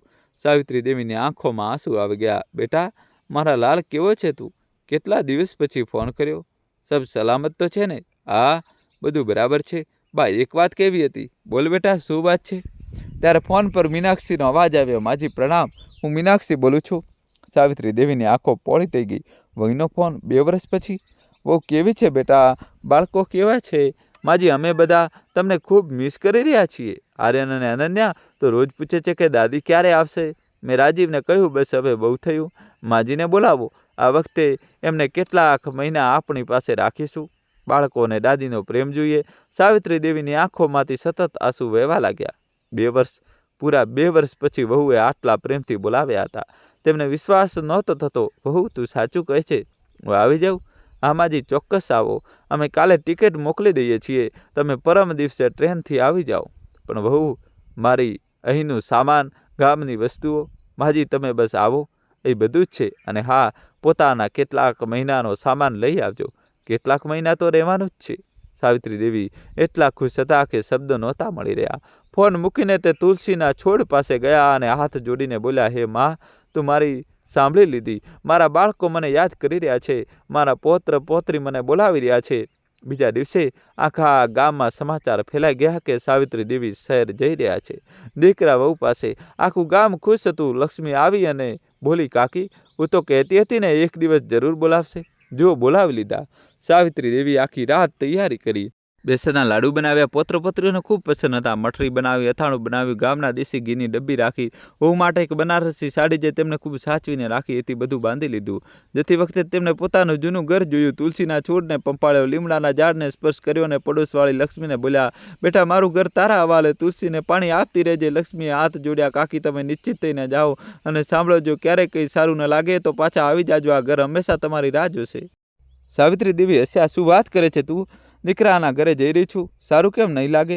પણ લક્ષ્મીની વાત તેમના દિલમાં એક નાનો કાંટો બનીને ખૂંપી ગઈ. ટ્રેનમાંથી ઉતરતા જ સાવિત્રી દેવીએ આમ તેમ જોયું. દીકરો વહુ ક્યાં છે? 15 મિનિટ સુધી પ્લેટફોર્મ પર ઊભા રહ્યા. પછી રાજીવ દોડતો આવ્યો. બા, સોરી, ટ્રાફિકમાં ફસાઈ ગયો હતો. સાવિત્રી દેવીએ દીકરાને ભેટી લીધો. કોઈ વાંધો નહીં બેટા. ઘરે પહોંચ્યા. દરવાજો ખુલ્યો. બ્રુનો ભસવા લાગ્યો. મીનાક્ષી આવી. સ્મિત ચહેરા પર હતું, પણ તે સ્મિત આંખો સુધી નહોતું પહોંચી રહ્યું. પ્રણામ માજી, આવો, અંદર આવો. સાવિત્રી દેવીએ વહુને ભેટી લીધી. વહુ, કેટલી સુકાઈ ગઈ છે તું, ધ્યાન નથી રાખતી પોતાનું? મીનાક્ષીએ બળજબરીથી હસીને કહ્યું, માજી તમે બેસો, હું ચા લાવું છું. બાળકો અંદરથી દોડી આવ્યા. દાદી, દાદી અને બાજી પડ્યા. સાવિત્રી દેવીની દુનિયા એક પળમાં ખીલી ઉઠી. બાળકોને ચૂમતા ચૂમતા થાકતા નહોતા. જુઓ, મારા લાલ કેટલા મોટા થઈ ગયા. આર્યન, તું તો મારાથી લાંબો થવાનો છે. અને અનન્યા તો મારી ઢીંગલી કેટલી પ્યારી થઈ ગઈ છે. લાડુ, મઠરી, અથાણું બધું કાઢ્યું. બાળકો તૂટી પડ્યા. દાદી, તમે તો જાદુગર છો, આટલું સરસ ખાવાનું બનાવો છો. સાવિત્રી દેવી હસ્યા. તેમની આંખોમાં સંતોષ હતો. હવે રોજ બનાવીશ બેટા, રોજ રાત્રે જમવા ટાણે. મીનાક્ષીએ કહ્યું, માજી આરામ કરો, થાકી ગયા હશો મુસાફરીથી. સાવિત્રી દેવીએ પ્રેમથી કહ્યું, નહીં વહુ, હું ઠીક છું. તું બતાવ, શું કામ છે ઘરનું, હું મદદ કરીશ. મીનાક્ષી અને રાજીવે એકબીજાને જોયા. માજી, એક વાત છે. શું વહુ? માજી, રાજીવને ઓફિસના એક જરૂરી કામથી સિંગાપુર જવાનું છે 1 મહિના માટે, અને બાળકોને પણ રજાઓ છે, તો અમે પણ સાથે જઈ રહ્યા છીએ. સાવિત્રી દેવીનો ચહેરો એક પળ માટે પડી ગયો. 1 મહિનો? પણ હું તો હમણાં જ આવી છું. માજી, એટલે જ તો તમને બોલાવ્યા છે.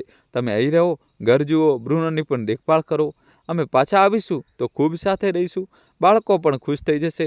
સાવિત્રી દેવી મોડી વાર ચૂપ રહ્યા. પછી મુસ્કરાયા. ઠીક છે વહુ, તમે લોકો જાઓ, હું સંભાળી લઈશ. પણ રાત્રે પથારી પર સૂતા એક સવાલ તેમના મનમાં આવ્યો, શું તમે ફક્ત બ્રુનોની દેખભાળ માટે બોલાવવામાં આવી છે?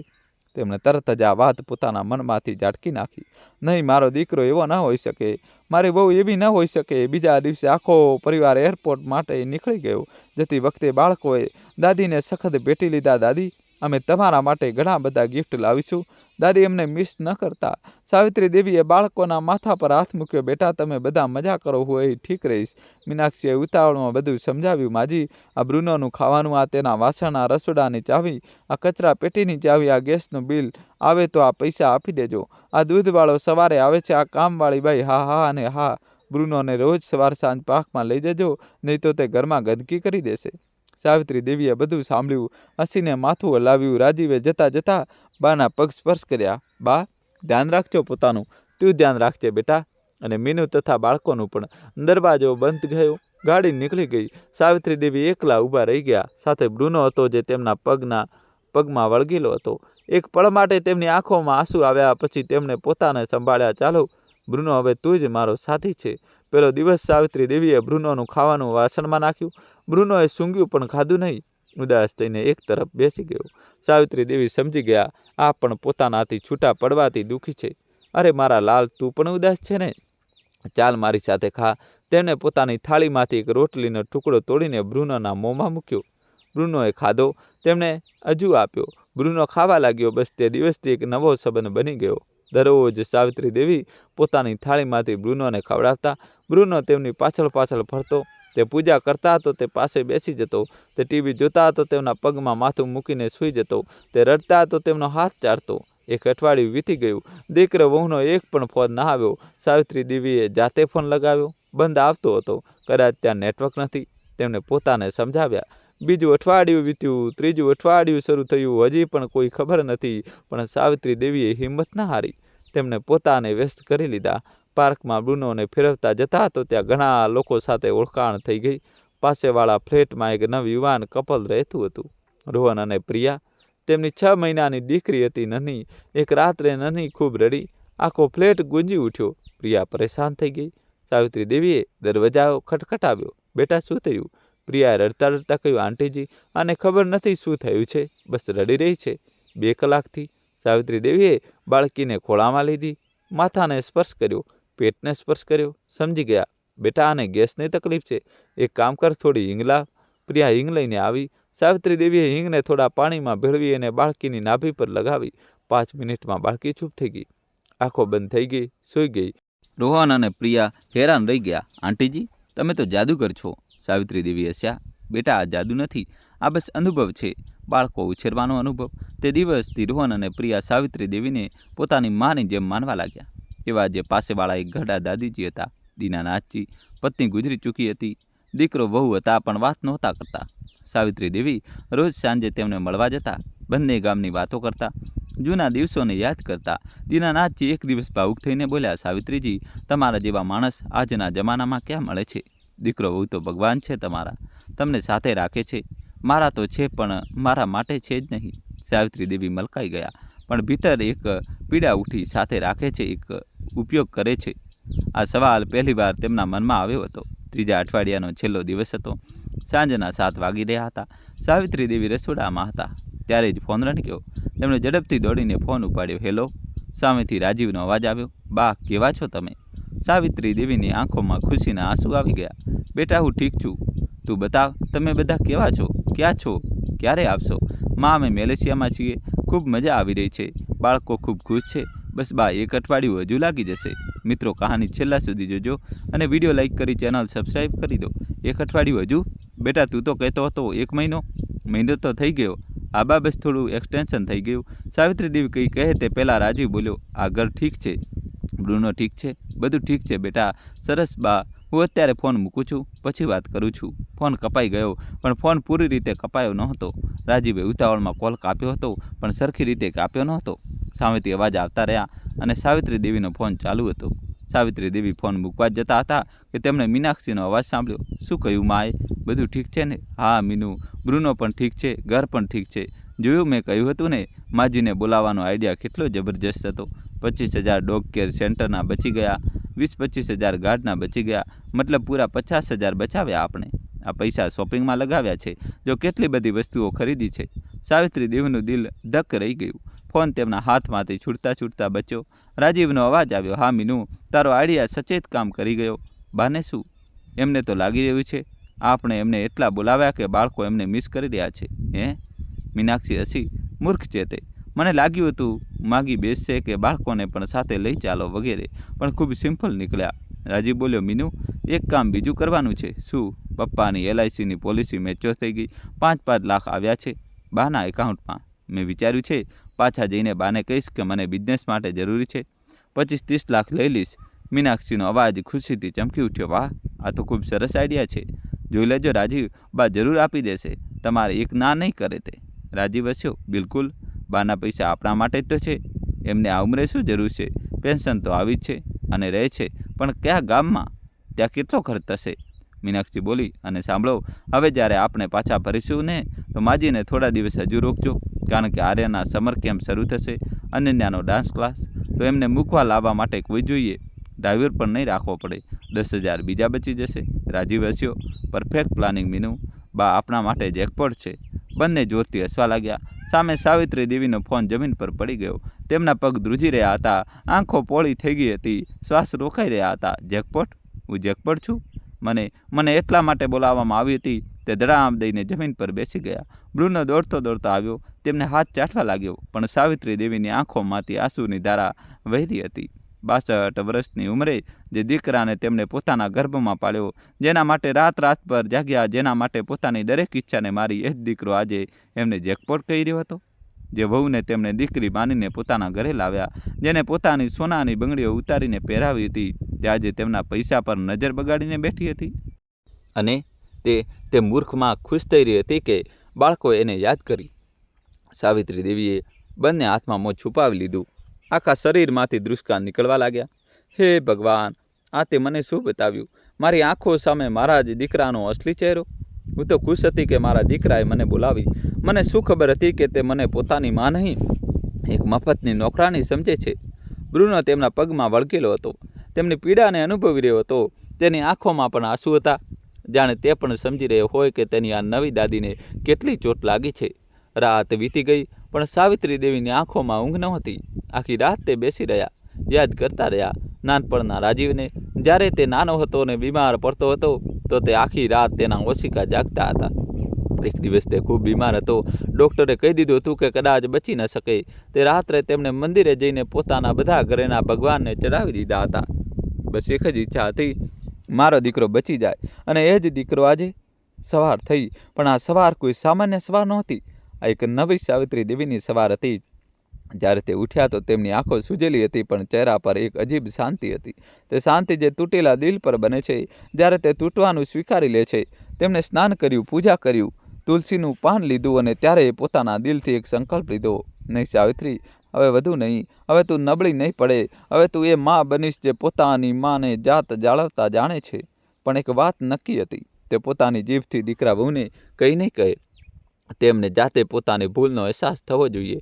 તે જ દિવસે સવારે સાવિત્રી દેવી બ્રુનોને પાર્ક લઈ ગયા. પાર્કમાં ખૂબ હલચલ હતી. એક તરફ કેટલાક લોકો ભેગા થયા હતા.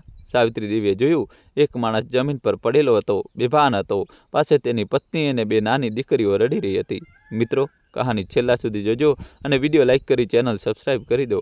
સાવિત્રી દેવી દોડીને પહોંચ્યા. શું થયું? પત્ની રડી રહી હતી. માજી, મારા પતિને હાર્ટ એટેક આવ્યો છે. મારી પાસે પૈસા નથી. અમે ક્યાં લઈ જઈએ એમને? સાવિત્રી દેવીએ એક પલ પણ ન વિચાર્યું. તેમણે પોતાના પર્સમાંથી ATM કાઢ્યું, ટેક્સી રોકાવી, પરિવારને હોસ્પિટલ મોકલ્યો. બેટા, સૌથી સારી હોસ્પિટલમાં લઈ જાઓ. પૈસાની ચિંતા ના કરો. હોસ્પિટલમાં 50,000 ડિપોઝિટ ભર્યા. ઓપરેશન થયું. માણસનો જીવ બચી ગયો. પછીથી ખબર પડી કે તે માણસનું નામ રાકેશ હતું. તે એક શાકભાજી વેચનારો હતો. ખૂબ ગરીબ હતો. 5 લોકોનો પરિવાર તેના આજે ભરોસે હતો. જ્યારે રાકેશને હોશ આવ્યો તો સાવિત્રી દેવીને સામે જોયા, હાથ જોડી દીધા. માજી, તમે ન હોત તો આજે મારા બાળકો અનાથ થઈ જાત. તમે સાક્ષાત દેવી છો. સાવિત્રી દેવીએ તેના માથા પર હાથ મૂક્યો. બેટા, હું દેવી નથી, બસ એક માં છું અને એક માં જાણે છે કે બાળકો અનાથ ન થવા જોઈએ. રાકેશની પત્ની ગીતાએ સાવિત્રી દેવીના પગ પકડી લીધા. માજી, આ પૈસા અમે કેવી રીતે ચૂકવીશું? મારી પાસે તો. સાવિત્રી દેવીએ એને ઊભી કરી. બેટા, આ પૈસા ચૂકવવાના નથી. આ તારી બહેનની તારા માટે ભેટ છે. રાકેશની આંખો ભરાઈ આવી. માજી, આજથી તમે અમારા માં છો. જો ક્યારેય જરૂર પડે કંઈ પણ તો અમને બોલાવજો. હવે સાવિત્રી દેવીનું એક નવું જીવન શરૂ થયું. તેમણે પોતાના પેન્શન અને કેટલીક બચતના પૈસાથી મોહલ્લાના ગરીબ બાળકો માટે મફત ટ્યુશન શરૂ કરી દીધું. રોજ સાંજે 4 થી 6 વાગ્યા સુધી તેમના ઘરમાં 8 થી 10 બાળકો આવતા. તે એમને ભણાવતા, વાર્તાઓ સંભળાવતા, સંસ્કાર શીખવતા. દીનાનાથજી જે એકલા રહેતા હતા તેમના માટે રોજ ખાવાનું બનાવીને મોકલતા. પ્રિયાની દીકરી નન્હીની દેખભાળ કરતા. આસપાસના બુજુર્ગોને દવાઓ લાવી આપતા. મોહલ્લામાં દરેક કોઈ તેમને માજી કહેવા લાગ્યા. દરેક ઘરમાં તેમનું સ્વાગત થવા લાગ્યું. એક દિવસ સાવિત્રી દેવી મંદિરે ગયા. મંદિર બહાર ભિખારીઓ વચ્ચે એક ગરડી સ્ત્રી બેઠી હતી. ચહેરો છુપાવી રાખ્યો હતો. સાવિત્રી દેવીએ જ્યારે તેને પ્રસાદ આપવા માટે હાથ લંબાવ્યો તો તે સ્ત્રીએ માથું ઊંચું કર્યું. સાવિત્રી દેવીનું કાળજું ધબકારે ઝૂકી ગયું. કમલા, તું અહીં આ હાલતમાં? આ કમલા દેવી હતા, સાવિત્રી દેવીના બાળપણના બહેનપણી. એક જમાનામાં કમલા દેવી ખૂબ મોટા ઘરના હતા. 2 દીકરા હતા, બંને એન્જિનિયર, બંને વિદેશમાં સેટલ. પતિના મોત પછી બંને દીકરાઓએ માને પોતાની પાસે બોલાવી હતી. માં ખુશ હતી કે દીકરાઓ સાથે રાખશે, પણ પછી એક દિવસ મોટા દીકરાએ કહ્યું કે નાના પાસે મોકલી દઈશ. નાનાએ કહ્યું કે મોટા પાસે મોકલી દઈશ. બંને ટાળમટોળ કર્યું. આખરે બંને મળીને માની વડવાઓની મિલકત વેચી દીધી, પૈસા વેચી લીધા અને માને એક વૃદ્ધાશ્રમમાં છોડી આવ્યા. વૃદ્ધાશ્રમમાં પણ પૈસા ભરવાના બંધ કરી દીધા. માને કાઢી મૂકવામાં આવ્યા. દર ભટકતી રહી કમલા દેવી આજે મંદિર બહાર ભિખારણ બની ગઈ હતી.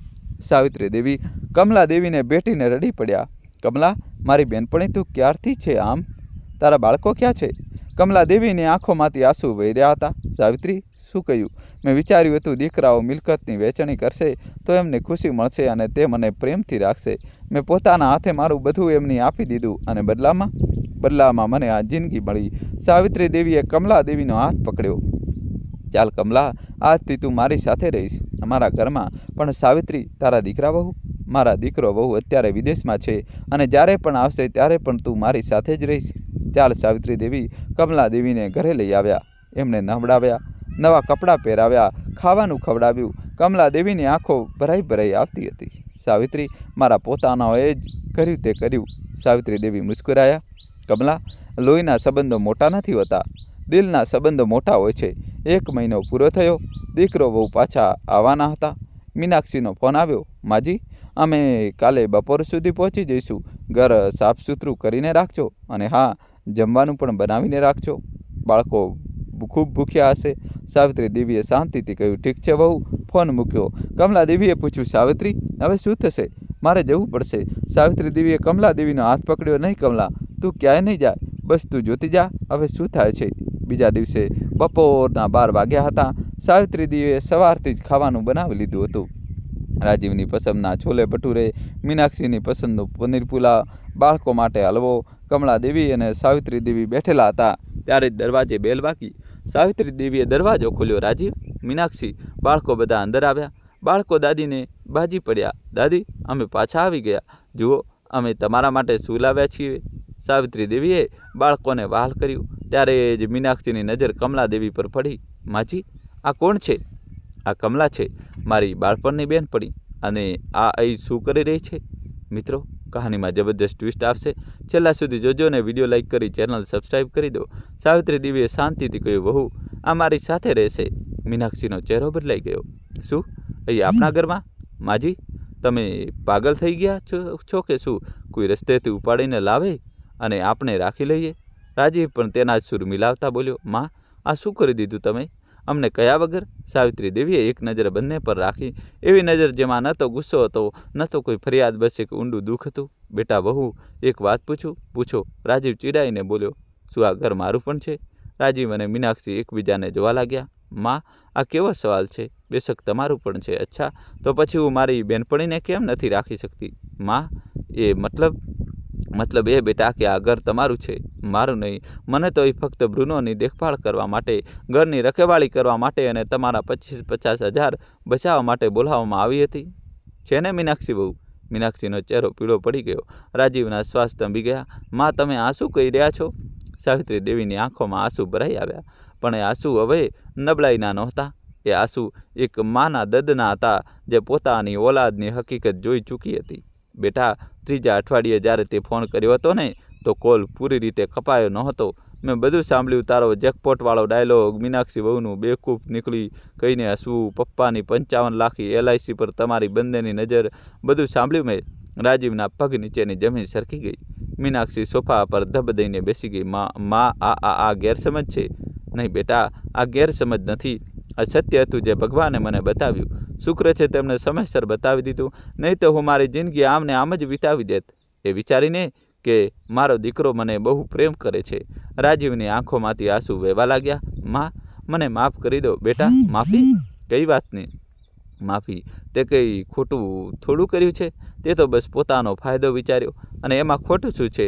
આજના જમાનામાં દરેક વ્યક્તિ આજ તો કરે છે ને મીનાક્ષી વહુ?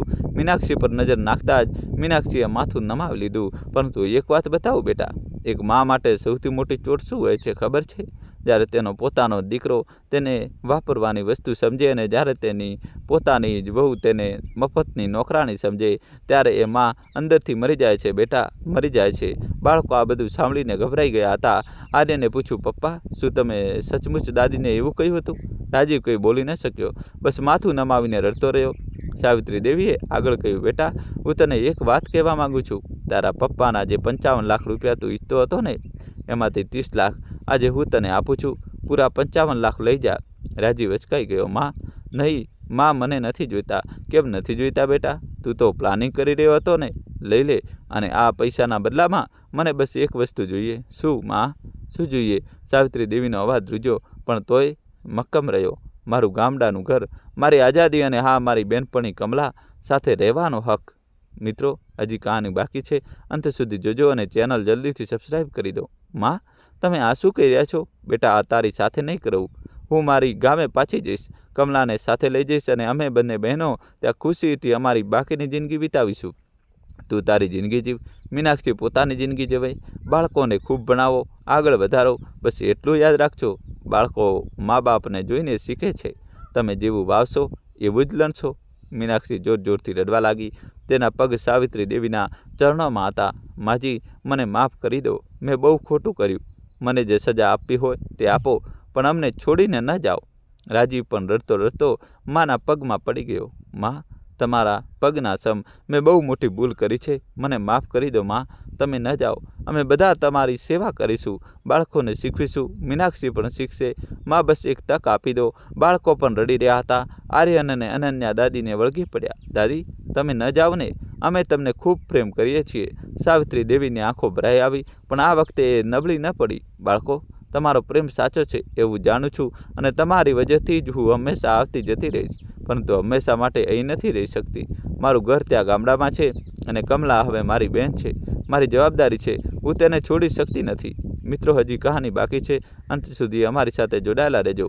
હવે થોડી જ બાકી છે, તેથી જોડાયેલા રહેજો મિત્રો. પછી રાજીવે હાથ જોડ્યા. માં, કમલા આંટી પણ આપણી સાથે જ રહેશે. આપણે બધા સાથે રહીશું. બસ તમે ન જાઓ. સાવિત્રી દેવીએ એક ક્ષણ વિચાર્યું, પછી કમલા દેવી તરફ જોયું. કમલા દેવીએ પણ આંખોથી ઈશારો કર્યો, જેવું તને યોગ્ય લાગે. સાવિત્રી દેવી બોલ્યા, રાજીવ બેટા, તારી વાત માનીશ, પણ એક શરત છે. શું શરત છે માં? હવેથી આ ઘરમાં બધા માણસો સરખા છે. કોઈ માલિક નથી, કોઈ નોકર નથી, કોઈ ઉપયોગી નહીં, કોઈ બેકાર નહીં. કમલા અને હું અમે બંને આ ઘરના વડીલ છીએ. અમારું માન સન્માન થશે. અને હા, બ્રુનો મારી સાથે રહેશે. તેણે મને અંધારા સમયમાં સાથ આપ્યો, જ્યારે મારા પોતાના લોકોએ મારું દિલ તોડ્યું હતું. રાજીવ અને મીનાક્ષીએ એક સુર કહ્યું, મંજૂર છે માં, દરેક શરત મંજૂર છે. એ દિવસ પછી ઘર એકદમ બદલાઈ ગયું. મીનાક્ષીએ સાચે જ પોતાની ભૂલ સ્વીકારી લીધી. તેને પોતે રસોડામાં કામ કરવાનું શરૂ કર્યું. માજી અને કમલા આંટી માટે દીકરી બની ગઈ. દરરોજ સવારે સૌથી પહેલાં તેમની પાસે ચા લઈને જતી. રાજીવે ઓફિસેથી વહેલા આવવાનું શરૂ કર્યું. સાંજે મા પાસે બેસીને વાતો કરતી, જૂની યાદો તાજી કરતો. અઠવાડિયામાં એક દિવસ આખો પરિવાર માની પસંદગીની જગ્યાએ ફરવા જતો. બાળકો તો દાદીના ગેલા થઈ ગયા.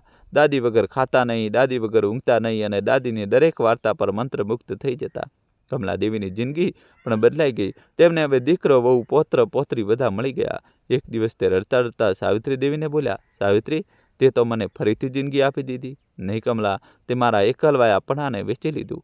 આપણે બંને એકબીજાને જિંદગી આપી છે. એક દિવસ રાજીવે માને પૂછ્યું, માં, એક વાત પૂછું? પૂછ બેટા. પપ્પાના 55 લાખ રૂપિયાનું તમે શું કરશો? સાવિત્રી દેવી મલકાયા, બેટા, મેં એક NGO બનાવ્યું છે, સાવિત્રી મમતા આશ્રમ. આ પૈસા એમાં લગાવીશ. એ માતાઓ માટે જેમને તેમને પોતાના બાળકોને તરછોડી દીધી છે, એ કમલાઓ માટે જે દર ભટકી રહી છે. રાજીવની આંખોમાં આંસુ આવી ગયા. માં, મને પણ આ કામ સાથે જોડવા દો. હું પણ આ આશ્રમમાં કામ કરવા માંગુ છું. મારા પાપનું પ્રાયશ્ચિત કરવા માંગુ છું. સાવિત્રી દેવીએ દીકરાના માથા પર હાથ મૂક્યો. બેટા, તારી આ વાત સાંભળીને જ મારું બધું જ પાપ, બધું દર્દ અને બધું અપમાન ધોવાઈ ગયું. તો દોસ્તો, આ હતી આજની વાર્તા, જ્યારે સાસુમાએ સાંભળી લીધી દીકરા અને વહુની વાતો. આ વાર્તા ફક્ત એક માની વાર્તા નથી. આ વાર્તા છે દરેક માની જેને પોતાની જિંદગી પોતાના બાળકોના નામે કરી દીધી, અને બદલામાં ફક્ત ઉપયોગ જ પામ્યો. પરંતુ દોસ્તો, આ વાર્તામાંથી એક બહુ મોટો બોધપાઠ મળે છે. મા બાપ કોઈ જેકપોટ નથી, એ કોઈ વાપરવાની વસ્તુ નથી. એ તો એવા વૃક્ષો છે જેમના છાયડામાં આપણે મોટા થયા, જેમના મૂળિયાઓને આપણને મજબૂતી આપી. અને જ્યારે એ વૃક્ષ વૃદ્ધ થઈ જાય તો આપણો ફરજ બને છે કે આપણે તેમનો છાયડો બનીએ. પરંતુ એક વાત બીજી પણ યાદ રાખો, જો તમે મા બાપ છો તો હંમેશા નબળા ન રહો. તમારી ધીરજ જે તમારી તાકાત છે, પણ તમારી ચૂપકીદીને તમારી નબળાઈ ન બનવા દો. સાવિત્રી દેવીની જેમ સબર રાખો, ધૈર્ય રાખો, પણ જ્યારે સમય આવે ત્યારે પોતાના માન સન્માન માટે ઊભા થાઓ. કારણ કે જે માં પોતે પોતાનું સન્માન નથી કરતી, તેનું સન્માન કોઈ નથી કરતું. અને જો તમે દીકરો છો, વહુ છો, તો એક વાત ગાંઠે બાંધી લો, આજે જે તમે તમારા મા બાપ સાથે કરશો, કાલે એ જ તમારા બાળકો તમારી સાથે કરશે. આ કુદરતનો અટલ નિયમ છે. બાળકો જે જુએ છે એ જ શીખે છે. દોસ્તો, જો આ વાર્તા તમારા દિલને સ્પર્શી ગઈ હોય, જો આ વાર્તાએ તમારી આંખો ભીની કરી હોય, તો પ્લીઝ આ વિડીયોને લાઇક જરૂર કરજો અને કોમેન્ટમાં લખજો કે તમને આ વાર્તા કેવી લાગી. અને હા, જો તમે અમારી ચેનલ પર નવા છો તો ચેનલને સબસ્ક્રાઈબ જરૂર કરી લેજો. બેલ આઇકન દબાવી દેજો, જેથી આવી દિલને સ્પર્શી જાય તેવી વાર્તાઓ તમારા સુધી સૌથી પહેલાં પહોંચતી રહે. આ વાર્તાને તમારા તમામ પોતાના લોકો સાથે જરૂર શેર કરજો, બધાને મોકલો, બધા ગ્રુપોમાં વોટ્સઅપમાં બધાને મોકલી દો જેઓ આજે ભૂલી બેઠા છે કે મા બાપ શું હોય છે. મળીશું આગામી વાર્તામાં, ત્યાં સુધી ખુશ રહો, પોતાના લોકોને પ્રેમ કરતા રહો અને કોમેન્ટમાં જય શ્રી કૃષ્ણ તો લખી જ દેજો.